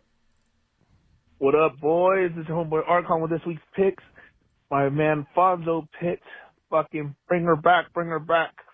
What the fuck we doing, Fonso? It's odd. Here we go. Hang on. Here we go. Did any of you point to the screen and go, they said it? When Art said it? No, in the movie. Oh, in the movie, yes. They said the title of the movie. When they said the title of the movie, Yeah, I laughed. I can't. I hate. It's one of. I can't stop myself from doing that now. I was like, every time. They said the thing. They said the thing. It's like the Leo. The Leo theme, exactly. I snap my fingers at the TV. Yeah, I love that. All right, sorry, Art. What up, boys? It's your homeboy Archon with this week's picks. My man Fonso picked fucking bring her back, bring her back. What the fuck we doing, Fonso? It's August, bro. It's always there's already Halloween stuff in the stores. No, that's true. What is this? This looks Halloweenish to me. Trippy as cover. Never heard of this shit. So that means it's right up your alley. I'm gonna say dollar bills for my man Fonso. I'm gonna go with Harley. I'm gonna say he gives $1. I'm gonna say MCP gives it $1. There it is. $. 4 points. All of a sudden, it's a 3-way tie for second place. What? Certified D. Oh, I was just gonna do it. You beat. There you go. All right, next caller. Bad boys. What's it's up? It's been 2 weeks. Hey, dude! Nice. Point at this computer monitor, Tony. Yep. Oh, yeah, I pointed Bad it. boys. Do it again. Ready? It's been 2 weeks. Hey, you did the thing. No, hang on. I gotta do this. Okay. Slow it down. Yeah. Oh yeah. Oh, Bad perfect. Boys. It's been 2 weeks. Yes. 2 weeks. Nice. No, wait, you did that? He did it on his own too. Oh, watch he it. did? Right. Here's Bad normal speed. boys. It's been 2 weeks. Oh, but then you slowed it down. No, stop. Let him finish. Oh. Bad boys. It's been 2 weeks. No, wait. 2 weeks. See? Oh, that's amazing. Anyways, hope you guys had fun. It looked like you guys had fun at San Diego Comic-Con. Too much walking for me. As soon as I saw you guys, fuck that. But anyways, here's my picks for Bring Her Back. I tried watching this movie. I fell asleep twice. I don't know. I mean, I don't know what it is. I couldn't stay awake. I pulled a Donaldo twice. They pulled a Donaldo. Oh my These God, motherfuckers never even met, and he knows that Donaldo's a fucking sleepy motherfucker. Oh shit. I don't know, but it was, the movie was good. It was decent. It kept me alert, but at the same time, it wasn't. It was like I would not doze off and go. I even tried watching it on my day off when I had energy. Like I don't know. I don't know. I mean, storyline and everything was good. I give it a low dollar. So I say Fonso $1. I'm gonna go straight dollar. Harley $1, Fonso $1, and NCP $1. All right, I'll call back with my next one. Okay. No, hey, you got the point. This is why a certified D is by far the most common guess, right? Because it's unlikely we're going to give a movie a homework on the first watch. Slater, Tony, and I have pretty much said that that's a thing. Extra credits can be a little bit more tricky in that regards, but this is a good example where play it safe and you get 4 points. So Robert now has 54. So good. All right, you know who else got points? Angie, $1. Woo! Yeah, $1 bill, y'all. She didn't call. No call from Angie. No call, but she gave it a certified D. Boom. Yep. What happens when you get all points right? You get a bonus point. Bam. Yeah. Well, everyone got a bonus point. Everyone except Reed. Everyone except Reed. I don't have a call from Reed. Oh, no call from Reed. What about Donaldo? Where's his points? What's he at? Is that like negative 700? I think. Damn. Yeah, I think so. You can turn that around easy. Just call in. Easy. Double or nothing. Exactly. Although, if you multiply a negative times a negative, you get a positive number. But if you add negative to a negative, you get more negative. So, I don't know. If Donaldo calls in, I think maybe his score will only go Galapagos backwards. Island or some shit, right? I'm not exactly sure. You times a negative plus times a positive, you get a negative number. Harley, you should Help stop. yourself. You're gonna hurt yourself. You short circuited right there. Too many negatives. No, I and did. positives. Just wait till I get to my weekends. Yeah. Oh shit.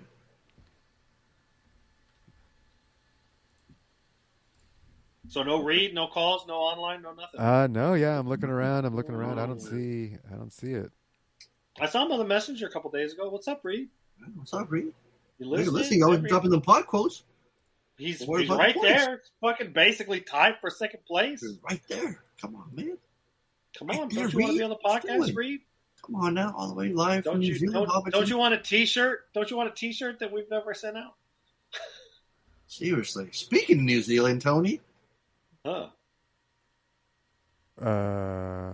Is the movie I know. out? I don't know what the You fuck. forgot, huh, Tony? What am I? El Nuevo. I don't know what we're talking He about. forgot. I forgot. 2 weeks. Yep, he forgot. It's been 2 weeks. Let's turn to Comic-Con. You forgot. It's all right. Oh shit! I was supposed to do something with that. I forgot. Totally forgot. Well, we can drop it during the weekends. So that's all the points, right? That's everybody? Yeah. All right. Ooh, who got the extra credit? Oh, that's me. Where's my extra credit button? I'm evil for extra credit.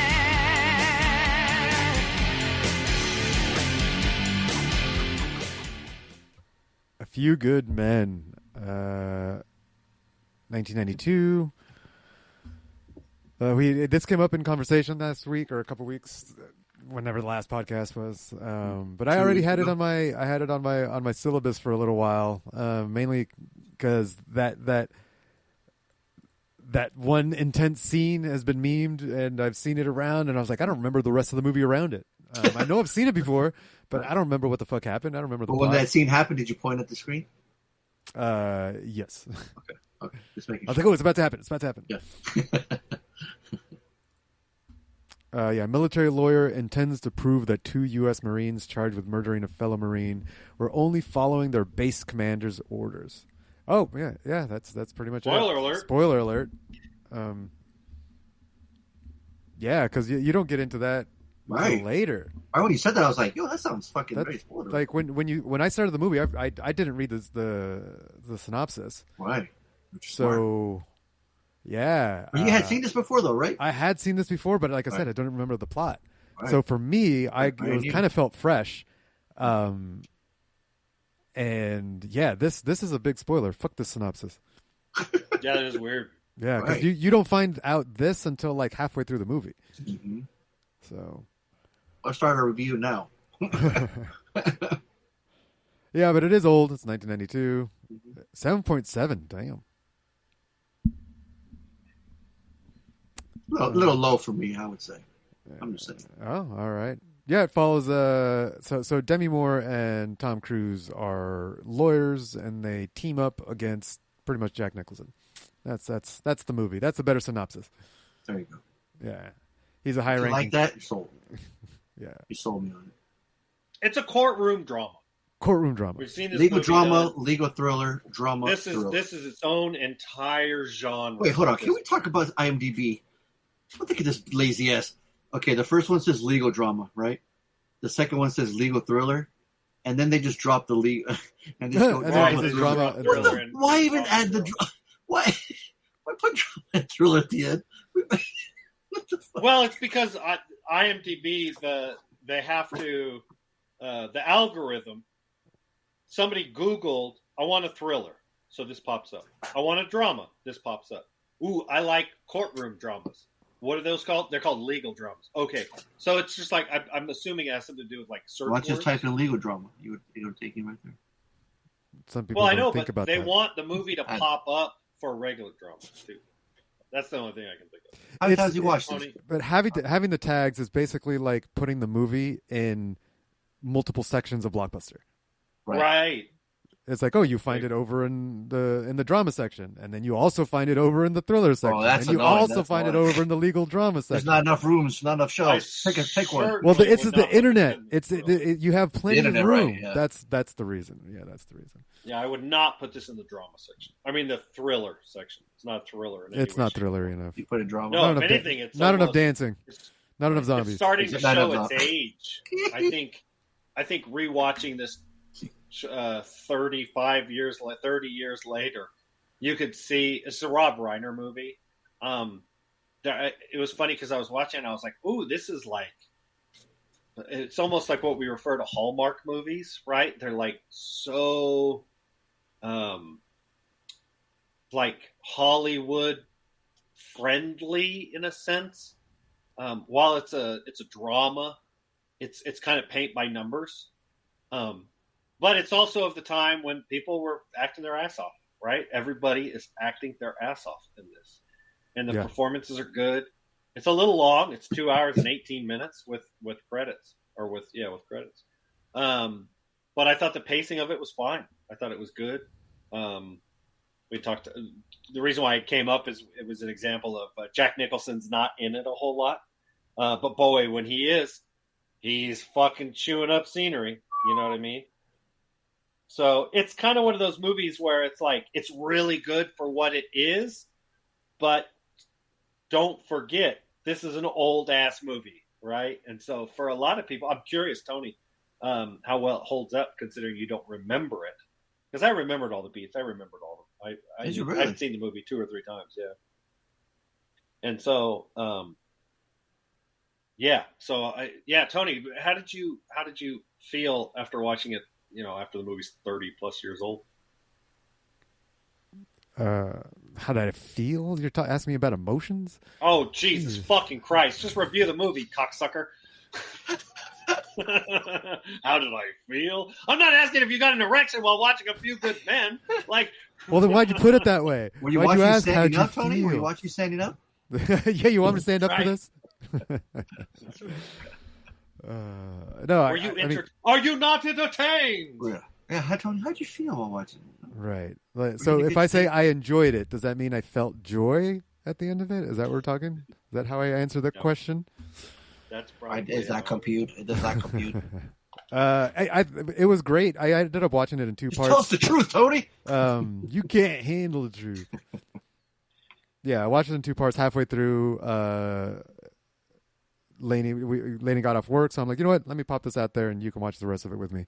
And she was able to enjoy the second half even without watching the first. I caught her up pretty. I did a pretty good job catching her up. And in the process, it sparked conversation on the topic of, military and how people follow orders and how that's, given precedent and how much importance it's given, to follow orders and that kind of thing. Yeah, chain of command's a big and the chain of command and whatnot, and the moral gray area that introduces. And then we watched the movie. We watched the second half of it.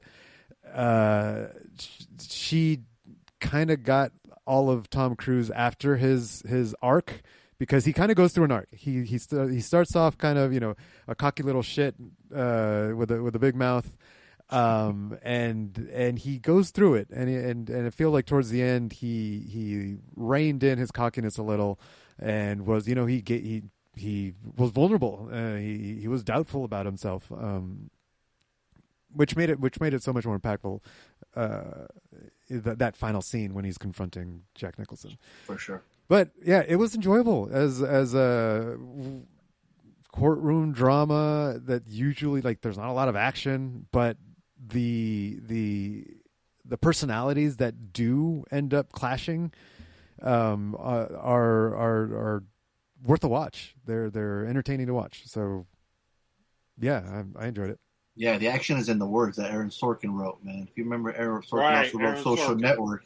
And it's just a talkie, man. But when they're talking, you're listening. I was engaged from the fucking beginning. Yeah. To him chewing the fucking apple and can't throw it away, to fucking when Jack Nicholson smoking that stogie and having that scene, man, that shit's cut that tension, boy. Yeah. I'm just thinking, like, this is like And then another fucking great actor comes in, like, oh, fucking Kevin Bacon's in this too? God damn. Oh, shit, Kiefer Sutherland's really in this good in fucking it, too. too, right? God damn. Like, it's just, we don't get these blockbuster movies anymore, right? Where a bunch of, like, big names are like, and it's just, it's fucking works, man. That whole scene, like you were saying, Tom Cruise, there's an arc where, super cocky, but he has daddy issues, and then, you get, goes through his, oh, that's right, the daddy issues. Yeah, so, but I do like me a good court drama too, man. Especially when the fucking actors are a big powerhouse like that, and it's just like, oh, and then because you're in the behind the scenes, right? You're trying to crack the case with them, right? You're going through the investigation, and then when there's a breakthrough, you're like, oh shit, right? You're engaged with them, and this is how I felt watching it. I was like, man, this movie's, it just works, right? And then you got the whole thing with the Code Red, and like what the Marines are kind of conflicted, like, well, I could do that, but I don't feel right doing it. And Tom Cruise like, well, why not? You can just do this. We're done. And it's like, well, it's not that easy for them, man. They got the moral code, and it's just well fucking acted, man. And then I don't know if you noticed at the beginning, but it said from a play that Aaron Sorkin wrote. So this was a play first, maybe. It's interesting because like you could easily just it's just, dude, I don't remember if I've ever seen Tom Cruise and Jack Nicholson in a movie together. So that's always cool to see big names going at it, right? So when Jack does get called, oh, fucking fantastic, right? Shit's about to go down. Yeah, this movie's fucking fantastic, man. I enjoy watching it. It was like, I don't think maybe my second time watching it. And yeah, it's really fucking good. It holds up fairly well. I think, it's obviously got the pacing of 30-year-old movies. So it doesn't have the action and the suspense and the, ironically what IMDb calls it. But what it tries to do is very good, like you said. And so if you're interested in... I don't know if they try. I think they nailed it. I think what Aaron Sorkin wrote down and the actor said those fucking No, I agree. words, Yeah, like, I don't disagree. It out of the park. It's not for everybody, though, right? Like, not everybody's going to, Robert just mentioned he was falling asleep during Ask Her Back. And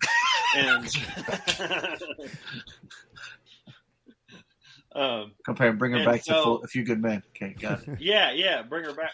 A Few Good Men. It's, I don't know. I'm trying to think of. Well, there's other trial movies, right? There's other, what was that one? Chicago. Right. I want to rewatch Lincoln now. I was watching this and I was like, fuck, man, I need to rewatch Lincoln. Because I was like, that movie bored me to tears. And that's the newest movie, right? That's the newest. If you're gonna have a bunch of characters talking, man, they have to be engaged, right? Listen, like you watch a Tarantino movie, they're gonna have. I was just about to say, I want a Tarantino to do. They're gonna have fun dialogue. They're gonna have fun dialogue, right? There's scenes where actors are talking, right? And he casts certain actors because he knows how well they are and how they're gonna see out the lines. And Tom this one, like you said, you see how people are coming in. Yeah, he was so young. Barely 30 years old when he made this movie. Yeah. No, it is a good movie. It's very good. It's a I don't know if it. I would say in the courtroom drama, it's a high dollar. I can only say that it is an old drama with 2.5 hours of talkie. And for a lot of people, the TikTok generation, this movie is going to be a waste of time for a lot of people. For me, I got no problem with it. I can sit through it for 2 hours, no problem, and enjoy it. And, Tony, you mentioned you saw it in 2 sittings, right? Yeah, but it wasn't because I couldn't watch it in 1 sitting. Right, but in some instances, movies like this, I'd almost prefer to watch it in 2 settings. So, yeah, but I'm saying that it has nothing to do. Right, it's not like he paused it because he had to go do something. No, fair enough. No, I'm not. I'm not. But he would have sat through it if he could. No, look, we all know where the Galapagos Islands are. Okay, they're off the coast of New Zealand. Here we go. Reed lives in the Galapagos Islands. He does. That's where he's from. He speaks. No, it gets a high dollar. Okay. Yeah, absolutely. I'd buy that for $1. Sure, yeah, it gets my high dollar. I'd buy that for $1. Man, I'm teetering at a Slater, man. Slater? I love his performances. No, it's very, very good. I mean, it does have potential. It does have potential. And I would almost argue that the dialogue, the writing, and the the pace at which the movie pushes everything forward through the narrative, through the dialogue, through the plot. I think that it happens at a good pace. That Harley left the meeting and he didn't like what I was saying. I guess not.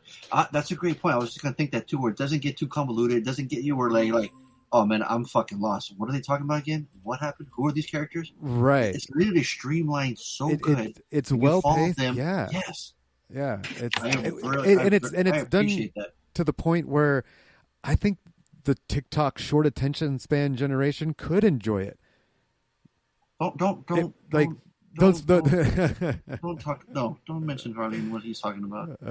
Yeah, well, no, he likes to shit. He likes to shit on the new generation. What does he know? He likes to shit. No, on I don't know. And all I'm saying, all I'm saying is that I can recognize that because it happens to me too. Like I like to scroll and I can enjoy some short attention span shit. But it feels like this is so well done. It might so be engaging from the it beginning. is very engaging. The beginning was so hard. And I'm not saying the whole generation, but I bet that it can find some fans in the newer generation, just because it is so well done. Right. And they'll be like, "Hey, that's Kevin Bacon. That he was in the movie Pearl." That's how they'll recognize him from a horror movie, not from Flash Cancer. Right. It's a dude from Tremors. Hey, it's fucking David from Lost Boys. Badass. The horror movie reference in this one, they got The Shining, Jack Nicholson. Got Lost Boys. Got Tremors. Mm-hmm. You know what? I'm giving this later. Just for the horror connection. Woo. That was a fucking movie. You just wanted to fuck up some calls. That's all you want to do. What's that? Right. I said you just want to fuck up some calls. I sure do. I love chaos. Yeah, let's hear it. You can't handle the truth. You can't handle the fruit. Did you say fruit? I swear that's what he said. What the hell? How do we get to that part? I think we're still watching. We're still talking about the homework then, right? You can't handle the truth. Robert sucks dicks. Then I'm fucking kicking your ass. Let's see. Few Good Men, picked by MCP. Wow. What a transition. Interesting movie fucking from the early 90s with Tom Cruise, Gene Hackman, and what's her name? Yeah, that chick. She was in G.I. Jane, Charlie's Angels, all these other movies. Can't think of her name right now. But anyways, Academy Award, I think this movie won like the Academy Award. I don't know. MCP picked it. I'm going to say he gives it $1. I think everyone, this is a straight $1. I don't think it's a Slater. It's a drama. I don't think any drama is a Slater. But I'm willing to bet 6 points. Count them 6 dogs. Choo-choo, bitches. Hopefully, Harley can count that high. Otherwise, have a great show. Bad Boys for Life. Can't count that high anyway. 6 I don't points, need to huh? count. Google will do it for me. Oh, yeah. I'm going out that rail. All right. Well, he did get 2 points, so that brought him up to 52. And then losing 6 points brings him down to 46. So now that puts him in dead last place. But obviously, anything is possible. It's still very close. Yep. He's only, 10 points down, kind of thing. So, yeah. But, yeah, we could reasonably see some gambling here. If you good men, what you do? You can't handle the I love it. They both did it. Let's see if he calls out Art the way Art called him out. Yeah. The truth is, MCP has a small penis, and Harley smells like a person. I mean, what? What the fuck? Yeah. What? Did he just say I smell like a person? Yes. He said MCP had a small penis? I think so. What the fuck? Can I have a small penis and smell like a person? If you good men. I mean, it's not mutually exclusive. What you do? You can't handle the truth. The truth is, MCP has a small penis, and Harley smells like a person. I mean, what?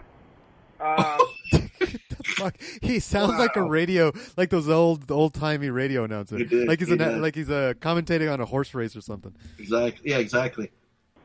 Yeah. You think my comments are going to get us canceled? Our callers' comments. Yeah, no kidding, dude. Oh man, imagine. Yeah, we got canceled because of our callers, not even us.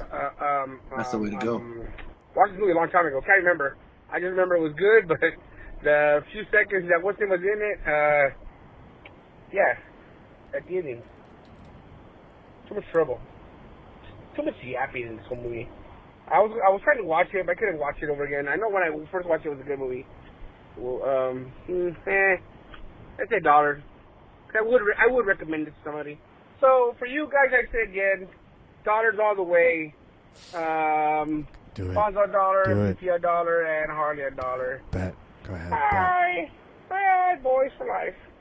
Bad boys for life. Oh, you want him to bet at all, didn't you? He's gonna watch. He has another call. He has another call. He always Oh, calls no. in later and Oh, starts no. betting. I still want to be the one that causes him losing all his points. I'd feel terrible. And all right, last points is Angie, who gave Fonso $1, Harley $1, me $1. 2 points. 71.5 points. So, just like that, all of a sudden, she is over 20 points on our. Boom. She is 15 on Robert, and of course, Reed, he didn't even call in, so he's stuck at 50. And where's Donaldo at? Donaldo has negative 3,648. You're right there, buddy. Hang in there. I'm Keep rooting it for you. going. Next week is multiples, so if he misses next week, is it's a double negative points, number, triple points. Right. But we're going to multiply whatever you have. So there you go.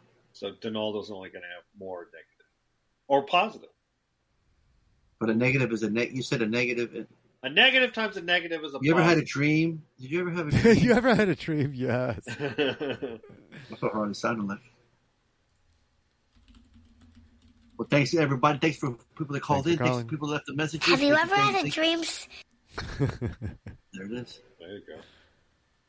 Oh, but what do we got? So what? You already said the points, right? Got all the points total. We're good. Yep. What do we? You gave all the points? You repeated all the points? He did. Oh, maybe I didn't. I think you No, just said. I think I. Angie's like. No, I did. Okay. No, he did. He fucked up. No, he didn't. I didn't give the exact points. You're right. Right. I didn't give the exact Do it points. again. I gave the places. So Angie's in the lead with 71.5. Robert is in second place with 56. Reed is in second with 50. And Art, because he stumbled, has 46 and is dead last place. But All obviously, right. Now, gambling 20 or something like that would let me- certainly bring him back. let me play Rob's final call, see if he decides he boy. wants to gamble. All right, after all said and done, and everybody put in their picks and everything, and hopefully I did good this week again. Hopefully you guys figured out my points. Hope you guys didn't fuck it up this week again. I wanted to bet, but I wasn't sure if you guys wanted to fix it. If not, oh wow, get your fucking A game back on top of it. You guys tried to cheat me out straight. Fucking said it twice. Even my last call said, "Hey fuckers, I hope I did it right," and you guys still missed me betting on my. Yeah, picks. cut him off. Cut him off. Whoa, We don't need to whoa, hear it whoa, anymore. whoa, whoa, Just whoa. interrupt him. Whoa. I don't care what Whoa. Robert has to say. He has 56 points. He came into the week of 50. Shut the fuck up and move on. Yep. I think that's fair. I think the call got corrupted. Yeah, it's gone. We must have not. I don't think we. Robert, thanks for calling. Starlink. Next caller.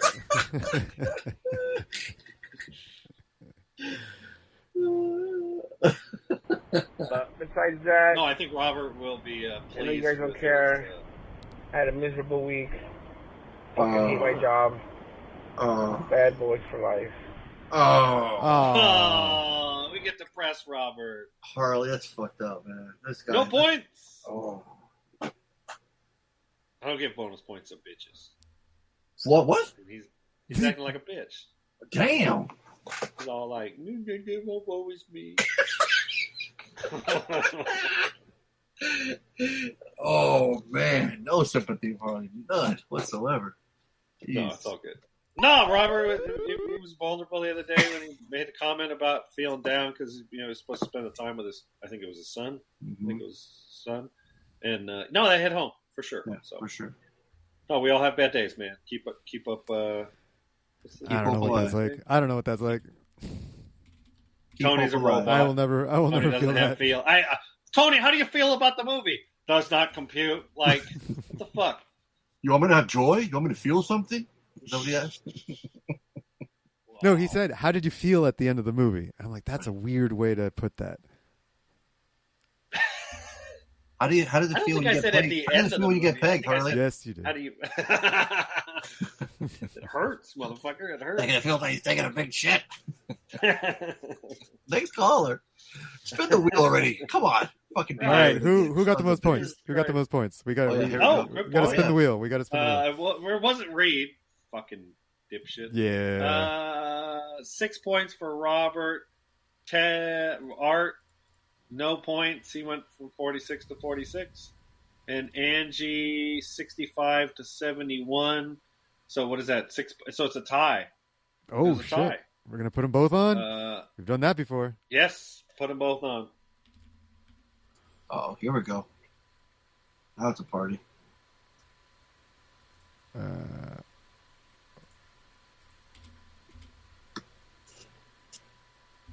Wait a minute. Where...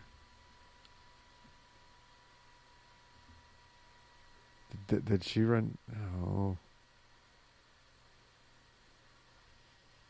Where is Angie's syllabus? Hey, I think that's it. Yeah, there it is. Found Angie's syllabus.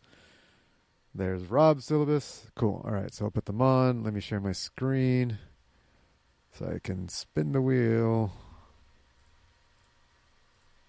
Spin that wheel.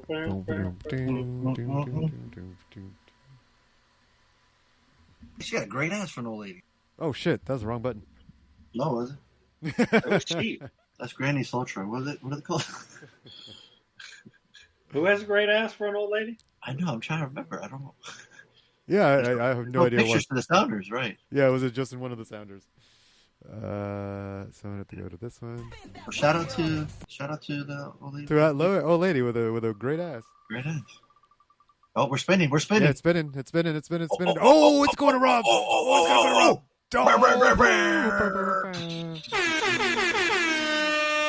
Oh, shit. He's the one who gave us Battlefield Earth, by the way. That's right, you son of a bitch. Yeah. All right. We're going up with his next. Oh, boy. What's he got in the syllabus? Oh, man. Does he have a syllabus? Yeah, he has a sizable syllabus. Five items on his syllabus. His syllabus is length 5.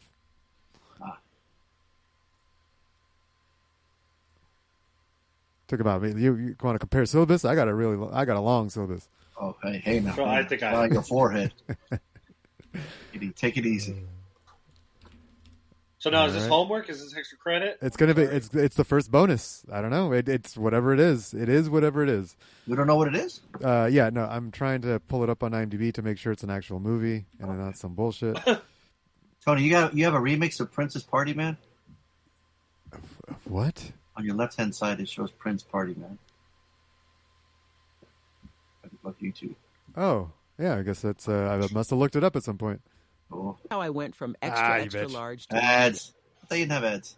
On this browser, I haven't logged in. Oprah selling salt now? Jesus Christ! Fascinating material for the podcast.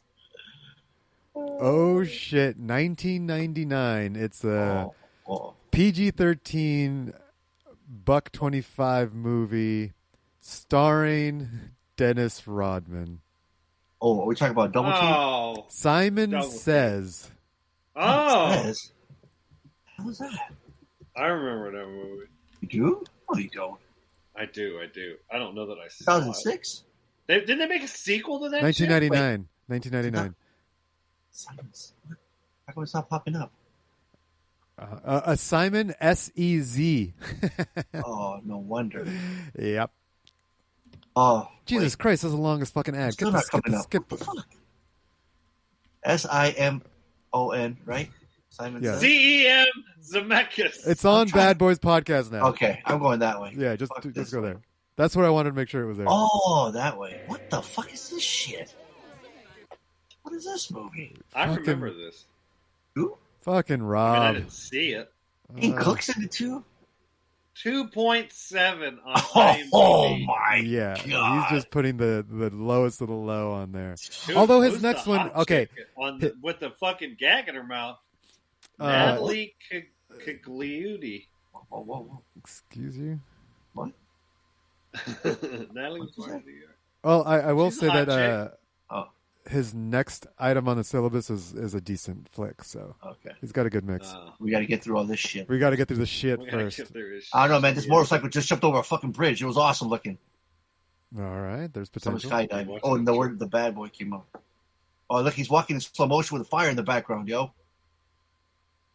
Classic. Oh, I just saw the great. Okay, don't watch the trailer, y'all. There was this one scene that just kind of ruined it, which it was pretty. Okay, now I'm excited to watch this. Okay, I like the motorcycle jump. I'll tell you. Don't watch that. Don't watch anything else. You're gonna spoil a fucking funny ass scene. all right, Don't watch it. all right, All right. Next, what do we got next? We're spinning the wheel again. All right, spinning the wheel. Spinning the wheel. Simon says, "Spin the wheel." Spin the wheel. Doom, doom, doom, doom, doom, doom, doom, doom, doom, doom, doom, doom, doom, doom. It's going around. It's going around. Fonso again. Man, what? I'm telling you, what the fuck is going on? Rigged. Right It's fucking rigged. this I is haven't rigged. fucking picked a movie in 2 months. I'm telling you, I've been punished. You see, you have been punished. See? That's what you get. Stop eating my sister's cake. It has nothing to do with the joke, but like it's just funny. I know. Like it's a terrible joke. Like it's just a random, like just walking down the street, just some That's fucking what I call stranger. a campfire. Right. Stop eating my sesame. Yeah, I call it campfire. They're fucking fantastic. Oh, that's fucking great. It's fucking great. Okay, well, I got it. Great ass. There you go. Yeah. Ooh. Oh, we got some good Now we're ones. talking. Got some good ones, y'all. Yeah. I'm. You guys want to pick from two of them? Sure, yeah, throw them at us. Okay, so one I got Karate Kid Legends, the new Karate Kid movie. All right, and 28 Years Later. Oh, the years later. Another horror movie because we're in August. I mean, that's the new one. It's a new one. Yeah. Is it out? Yeah, it's out on Plex. Fuck yeah. My rating is that one. Yep, me too. You going that Both one? are sequels. Yep. There's a part of me that wants you to pick the first one so you can shit all over it because it's a remake, or it's like it's like a sequel of an old movie. Huh? 28 Years Later is also a sequel though too. So Right. yeah, it's hard to pick new movies. We're going with that one. 28 Years Later, Danny Boyle. Let's go. Oh yeah. Cool. That's how many homework is that for me in a row? Fuck off. That's how many. How many? How many good horror trilogies are there? I just named you Saw, Friday the 13th, Halloween, Nightmare on Elm Street, Insidious, Conjuring. What? I'm out. Oh, okay. Oh, you said good? Oh, I don't know. Right. That's what I said. Good. Well, depends. I mean, like I said, right. We love our sequels. The kill counts get better. The sex gets more. What's the intent of the movie? Right. 28. Jason in 28. space. We get fucking we get Freddy versus Jason. We get crossover. They get silly. Right. It gets silly. This movie, this franchise takes Well, let's itself see. serious. Let's find All out. right, so what do we got? So I just looked up. Give me a list of horror trilogies out there. Terrifier. Halloween, The Conjuring. Does that have 3? Conjuring, I believe, has 5 now. I think. Okay. I have a new one coming out. Basket Case. Did you hear about that guy that fucking moved the Annabelle doll and he fucking died like a couple of days later? What? Yeah.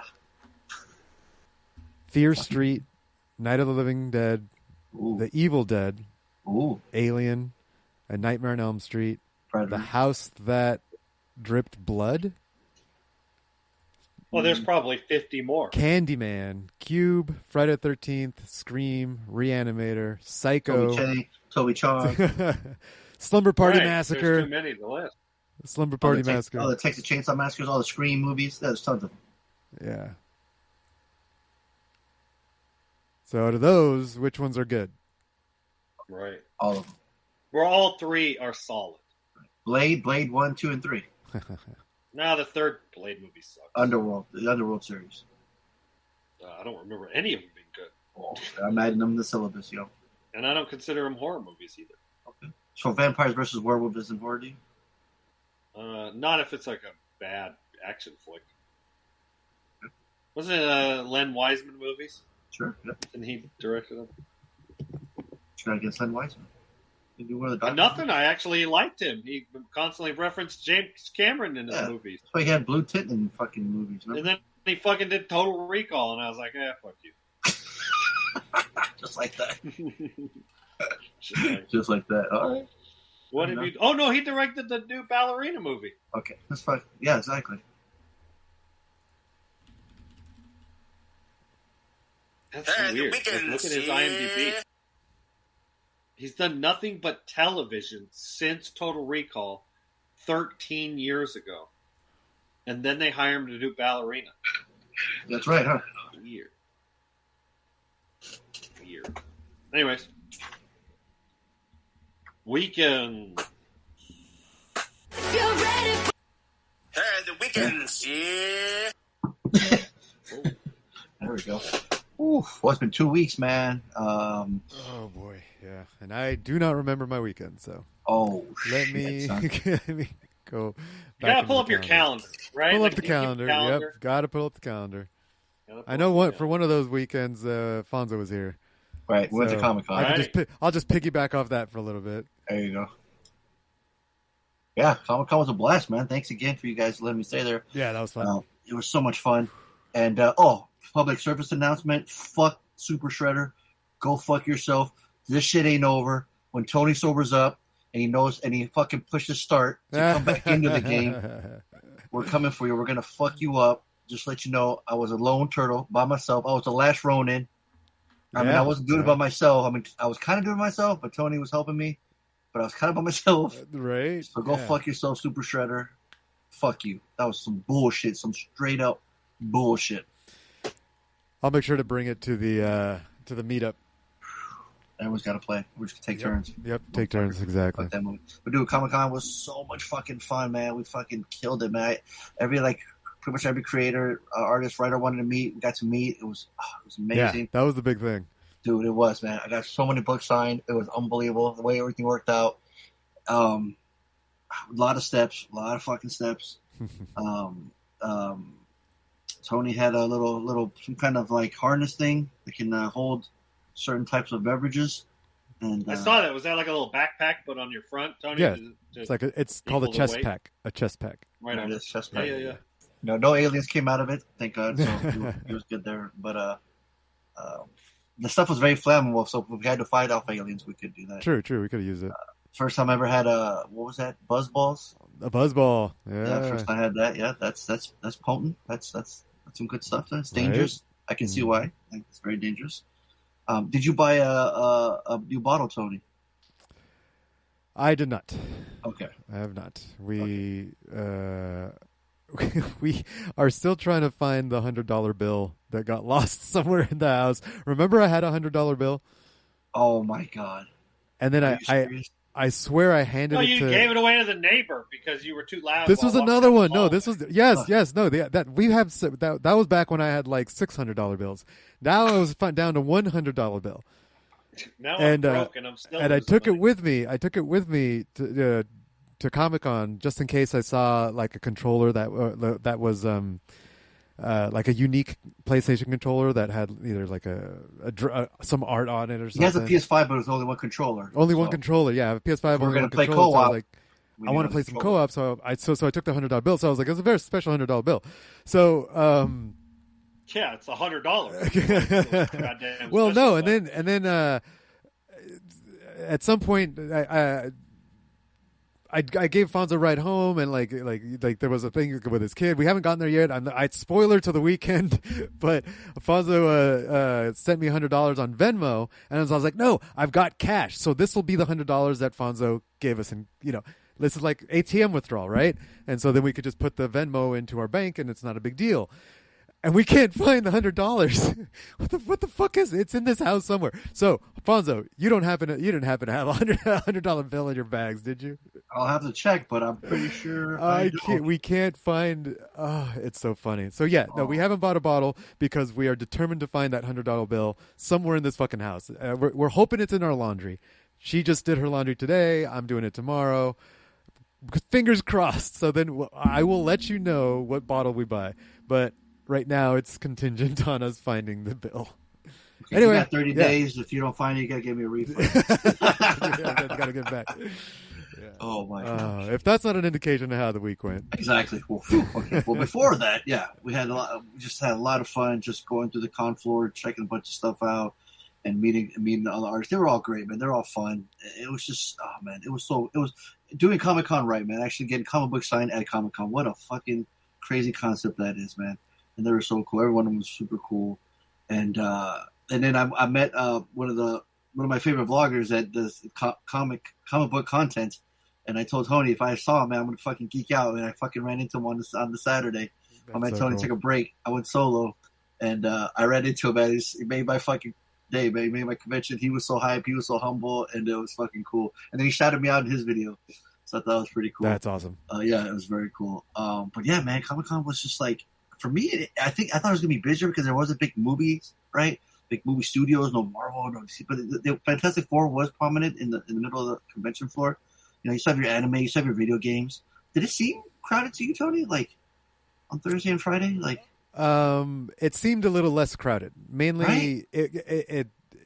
The crowds were spread out more. Mm-hmm. From what I remember, there would always be bunches of crowd around certain areas. Vendors that selling exclusive toys and shit. Something going on, and the crowds didn't seem to surge like that. Right. So it did feel like it was a little less crowded. Yeah. Okay, but also remember, like Hall H would always have a big crowd too, so a lot of people would be over there. So I thought since there wasn't any big tempo movies that they were all going to be inside. Right. Know? But they did have Tron, Ares, and a Predator Hall H panel, and then George Lucas was there for the first time. Oh wow. That was on Sunday though. George Lucas was at Comic-Con? Yeah, and it was his first time ever. Believe that? Promoting what? Himself, I guess. I don't know. Guillermo del Toro was on the panel with him. Maybe he just wanted to go. Yeah, I know. Maybe he's never been able to get in. It's so hard. He's never been able to get in. Fucking portal. But one of the coolest things is you put these kind of tokens for these exclusive things you can win. And we put in our tokens for all these different signings and meet and greets. And I had told Tony, hey, there's one movie one and one TV show. TV show was for Alien Earth, Meet the Cast. Timothy Olyphant was in that one. And there's another one called Primitive War, that rated R dinosaur movie that takes place in Vietnam at the time. So I told Tony, hey, let's put credits for that. Let's see what happens, man. That's the one time that has guests, for a movie. Sure. Fucking Tony won that. So we're like, oh, shit. Yeah. Fucking got it. Got the bracelet for it. Got to meet the director. Got to talk to Jeremy Piven, Ryan Quanten. We saw the panel. Like a fun fucking movie. Yeah. Dinosaurs have feathers, so they look like they're more a little accurate. It's just fucking Vietnam. Like, dude, it's a crazy concept, man. It's rated R. It's gonna be gory. Looks like a fun time. I'm hoping it's good. You know, I'm just gonna say that because I met the cast and director. You know, I genuinely want to be a cool dinosaur movie. That's what was the tagline? It's no walk in the park. It's no walk in the park. Yep. Love that. When they get this stuff shit like that, man, it's fucking cool. Even the posters, like this like propaganda type Vietnam poster that says, I didn't sign up for this shit. And I'm like, dude, that's great. See, I feel like they get it, you know? But yeah. And then at the outside, the Radies, what is it? Radies Shell? Radies Shell? Yeah. They're having free concerts all weekend long through anime Crunchyroll, whatever. Crunchyroll. Apparently, if you're a subscriber, you get in. And a crew and his friend went down there and hung out all day watching shows because his favorite rapper Denzel was doing a free concert. And we got to see a fireworks show after it was the first time in a long time, Tony. We were outside, right? At night. Outside at night. Dude, I mean, back in the day, we used to do it all the time, right? We'd be at a party or something. And that's all farts. I mean, that Peacemaker, that was in Nova. That was at Nova, yeah. Yeah. Okay. Yeah, the vlogger, I watched his vlog, dude. He James Gunn was there. Oh, that's cool. Dude. And then and one of them was like, "Oh, we're at this place called Nova." I'm like, "Oh, fucking, they're fucking Tony's joint. This is crazy." They also went to a restaurant 2 times. They call it the Melt. You ever been there? No, I've heard of it. Though. Okay. They swore by it. They went there twice. They loved it so much. Yeah. So I was curious. I was going to ask you if you had ever gone there. No, we haven't explored really. So. Okay. Well, now you don't have Panda anymore. We're gonna start for sure. Gotta help that milk. I negotiated it. Oh, what? I negotiated with Lainey how we're gonna do it because if we're not having Panda every week, we're saving like $20 a week. So then once a month we spend $80, right? Splurge 4 weeks worth and splurge. Once a month you can lose $100 bill. Oh, this fucking right at a restaurant. And hopefully get some food back. Yeah, at least he'll have food or something. Now he just has no money and no food. But yeah, but it was fuck, that was so much. It went by so fucking fast. I can't believe how fast it went. When I was going through all my haul and everything I got signed and just go editing videos, I'm like, holy shit! All 3 videos have hit over 1,000, which is crazy. Wow! I put them back to back to back. I've never done that before. I've never uploaded 3 videos back to back like that, and they're doing pretty good, man. So and it's all long form, so it's like that's what's wild. Isn't it kind of a bigger deal when you have a lot of views on a long video? Exactly. Yeah. Most people like to consume maybe 10 minutes. Maybe 15. Can you tell how much people are watching it? Are they finishing the video? Like, are they watching all the content? Yeah. Like, if I look right now, let me see. I'll click on one. I think the most is like 11 minutes. Wow. I know. So, but I don't know which 11 minutes, right? I know we watched it. We just left it up in the background for Lainey to catch up and see. Oh, nice. And see she can watch our adventures. Yeah, very cool. Yeah, I mean you're in them a lot, so it's cool. When you want, I was like, I was like, that's what the back of my head looks like. Okay. I did have your shoulder. Yeah. Well, because I'm looking around, right? I'm taking it all in, so my hand is just up with the phone recording. Yep. So I'm like, oh, that's cool. And I look down, like, oh shit, I'm just totally recording Tony's fucking head. But right when we walked in, before we even went inside, Tony won a prize. Oh yeah, that was crazy. That was fucking crazy. The irony that I had just left Lainey and she's like, all right, we're not bringing anything home. We're not bringing anything. We're not going to bring any more. Yeah, we ain't bringing no free shit. No free shit. Nope. And then we pull over to come talk back with that and a free T-shirt. Yeah, we pull over and right there right where we pull over, I'm like, whoa, there's something in the grass. Yeah. And I bend out. I kneel down to look at it, and some lady comes up, like, "Hey, you won!" I was like, found it. We're like, what? I was like, no, I don't want it. We can't win anything. Well, I was like, Tony, we need to go. We need to find where we're going to go. And Tony's like, all right, let me pull up the map, and he just kneels down right in front of it. What the fuck? Yeah, so random. It was a trip. Yeah. So right now I'm looking at my videos. It's ranking by views is 4 out of 10, 1.4 views. Impressions click through rate 4.5. Average view duration 9 minutes. So, nice. That's awesome. Depends, right? Especially for this so long. But then this weekend I went over. I was invited to a little house party, a housewarming party. They just got a new home. They moved in. They got a pool. Stacey works at No Oregon Comics. She invited me over.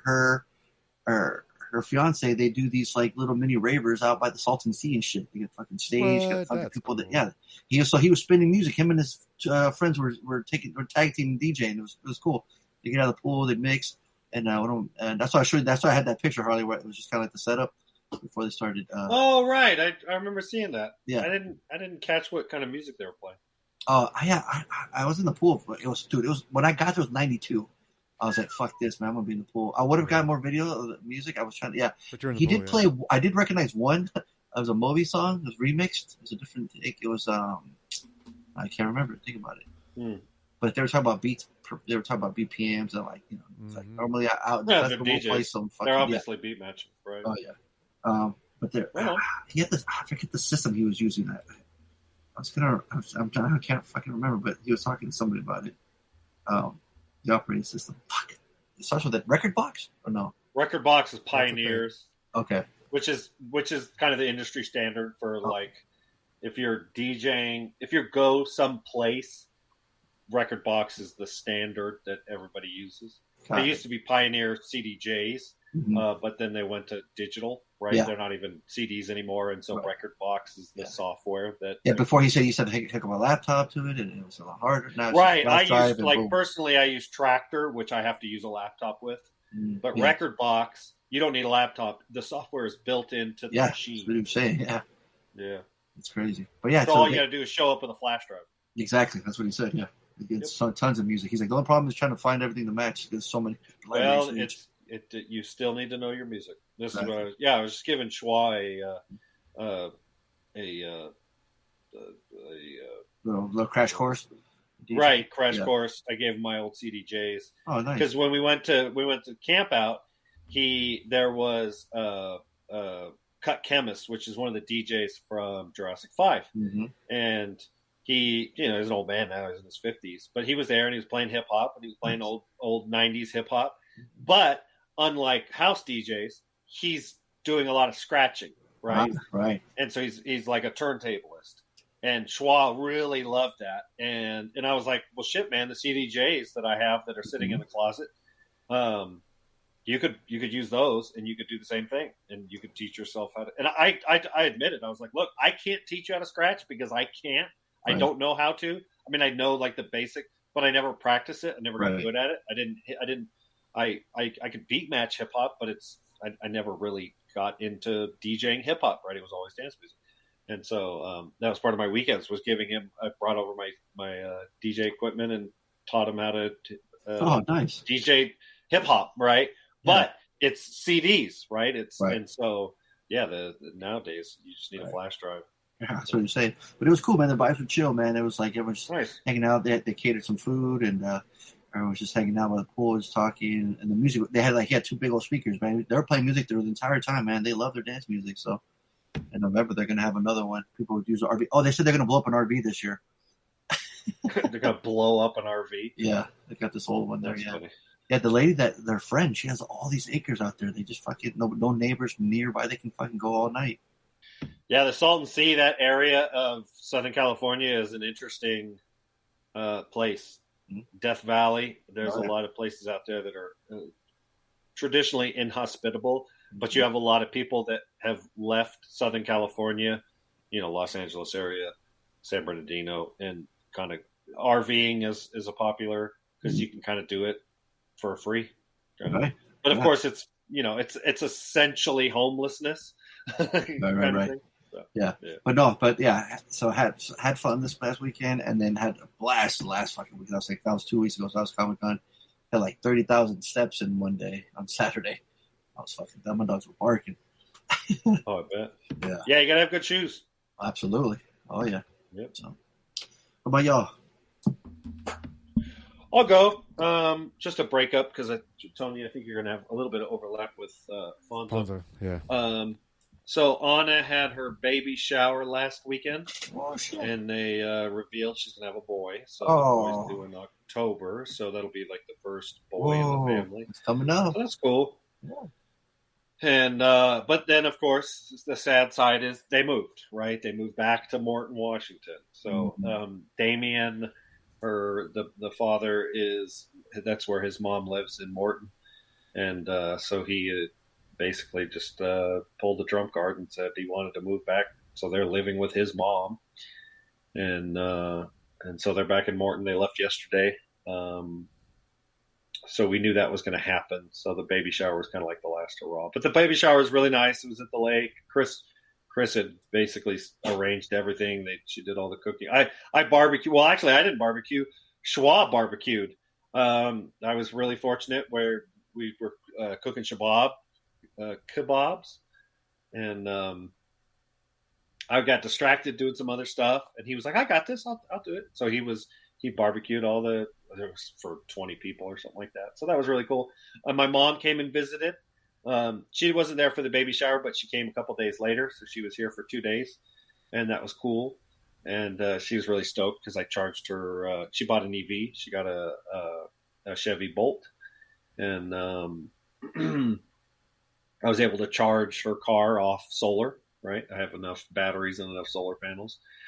Chris had left to San Diego. She was down there in San Diego visiting Steph, and then I had to pick her up at the airport today. And so it's been a whirlwind of like every day. I was back at the house, my mom, Anna and Damien were packing and moving, and so I'm back here at the races in the RV, and I'll be here for the next 10 days or so. So today is Monday. That picture you posted, and then Tony posted the same picture with his blonde baby. Oh, right. Because I was just like, I was explaining that was my, I'm trying to spend time with my granddaughter. Maybe. Right. So she's my sweetheart. Thank you for recognizing it. I said, thank you for recognizing the picture that we sent when we were copying. Oh, right. No, I get funny. it. Yeah. It was funny. Oh, they always got a blonde baby too. Look. Right. So, yeah, just trying to enjoy the time with Maple. She's such a sweetheart, and had a really nice time. Oh, and then we went down to Reading with my mom and had lunch. Rachel and her daughter was in town, and Rochelle lives down in Reading, so those are also kind of my quote unquote stepdaughters. And so yeah, we had a big kind of like a little family reunion down in Reading, and so that was a really nice lunch.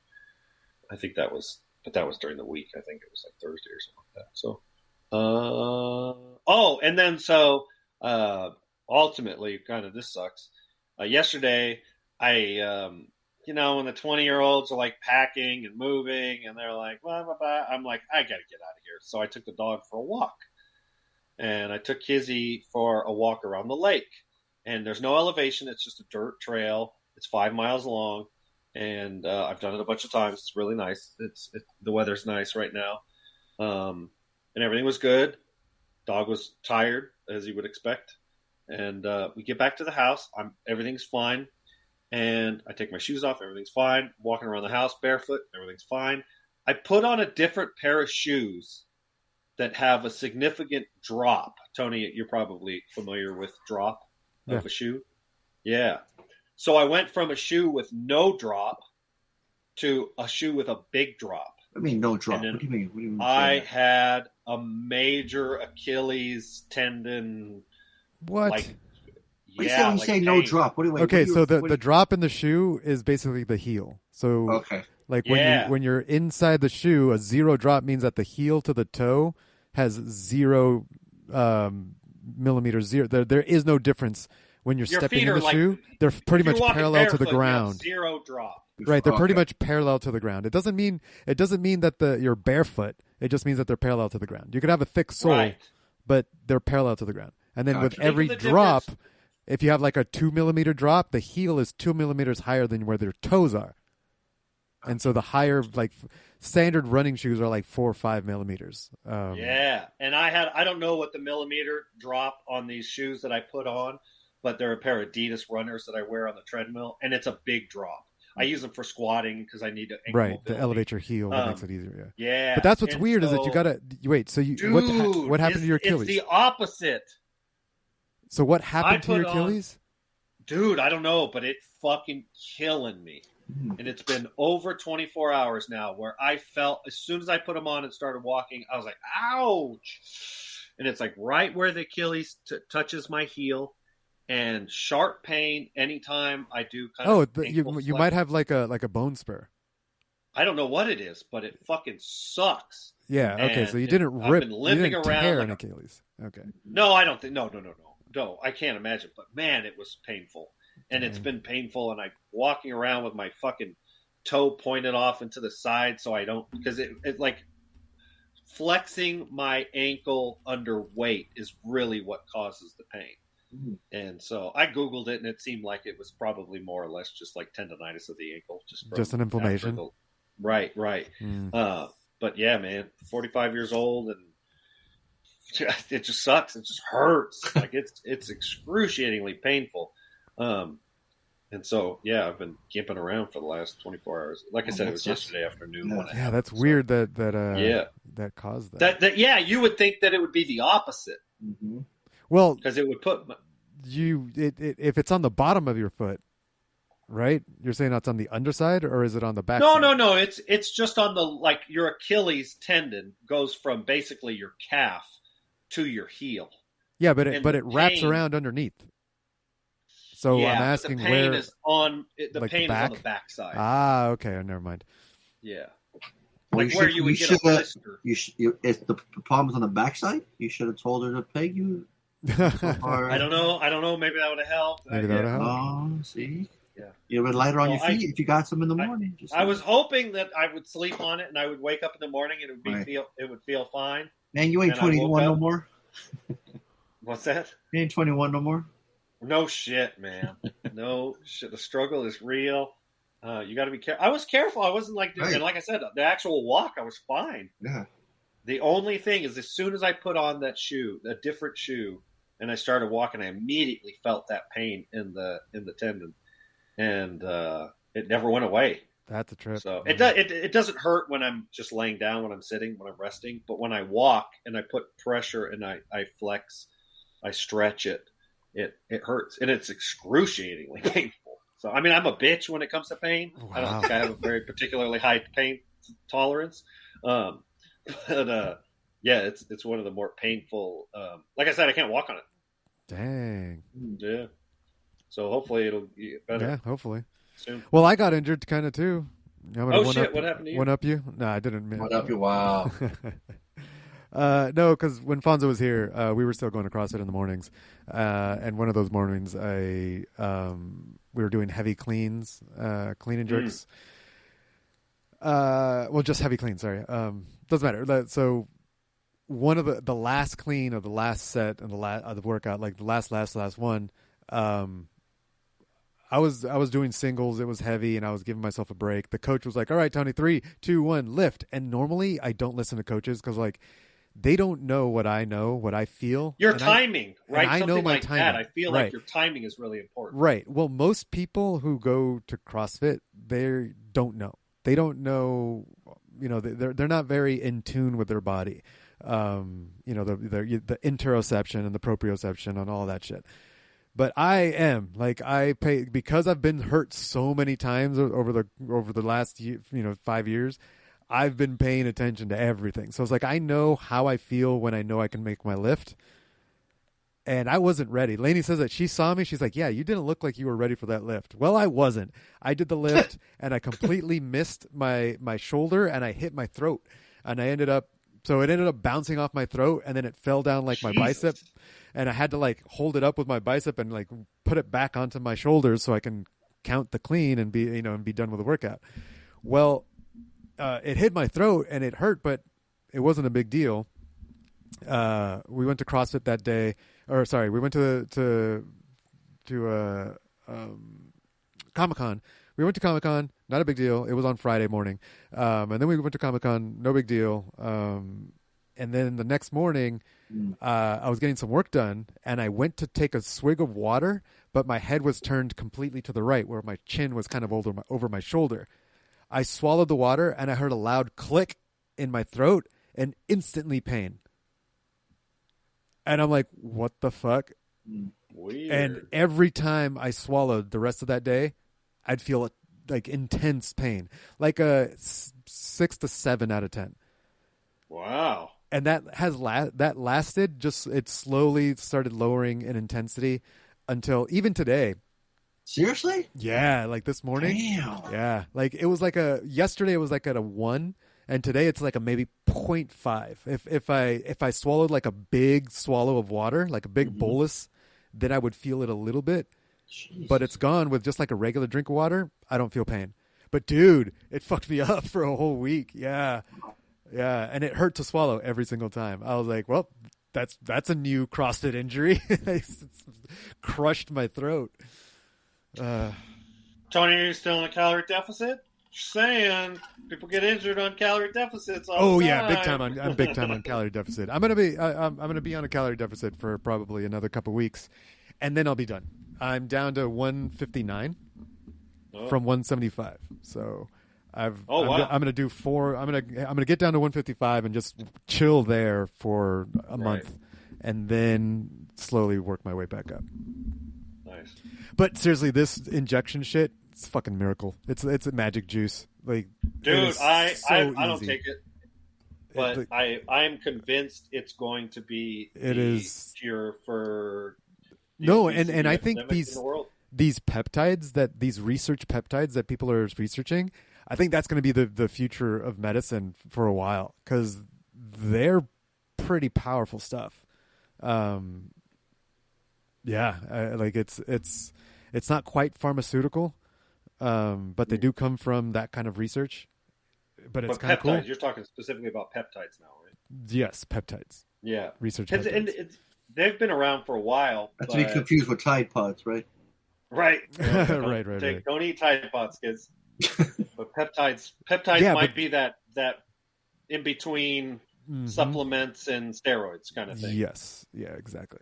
Yeah. Because they don't fully fuck with your endocrine system, your hormones and shit. But they're not quite a supplement, so that's why they're not regular. They're considered research chemicals. So if you're an athlete, would you get banned if you used it? Yeah, it depends. It would be frowned what they're upon. Testing for. It would be frowned upon, and they're probably not tested for it. Especially since the half-lives on all these are just a couple days, a week sometimes. So they flush out of your system really quickly. Oh, okay. Unlike like steroids or SARMs, they stick around for like a few weeks to months. So those are like you could get pinched, because they'll do random testing. So if you're in the middle of a cycle, yeah, you're fucked. Oh yeah, right. But it's not quite that level. But it kind of feels like they should be. Like definitely sports. They'll help you out in sports for sure. Okay. So. Yeah, but GLP-1. I'm sure this is all professionals use them. Now that I've been using them, I'm like, I bet they're using them. I bet everybody's using them because it's one of those, like, it's a hack. Exactly. It's a hack. Well, look how fast you lift that bar and hit your throat so fast. You were so strong. You know your own strength. Seriously. Be careful, kids. Yeah, seriously. All right, so that was That's all Friday. That was a Friday and Saturday when Fonso was here during Comic-Con week. And yeah, so for the rest of Saturday, I just worked, and I didn't feel like going into the convention hall. So Lainey and I just walked to redeem a like merch that whenever you go to one of the big panels, like in Ballroom 20 or Hall H or one of the big ones, they'll give you a ticket that you can redeem for shit, for free stuff. You gotta walk your ass over a hotel. That's the only thing, is that the hotel is like a mile away. How bad do you want it? Yeah. Yeah.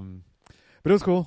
We walked down there, and then there's plenty of sightseeing and people watching along the way. A lot of things, the outdoor, what do they call them? Exterior activations.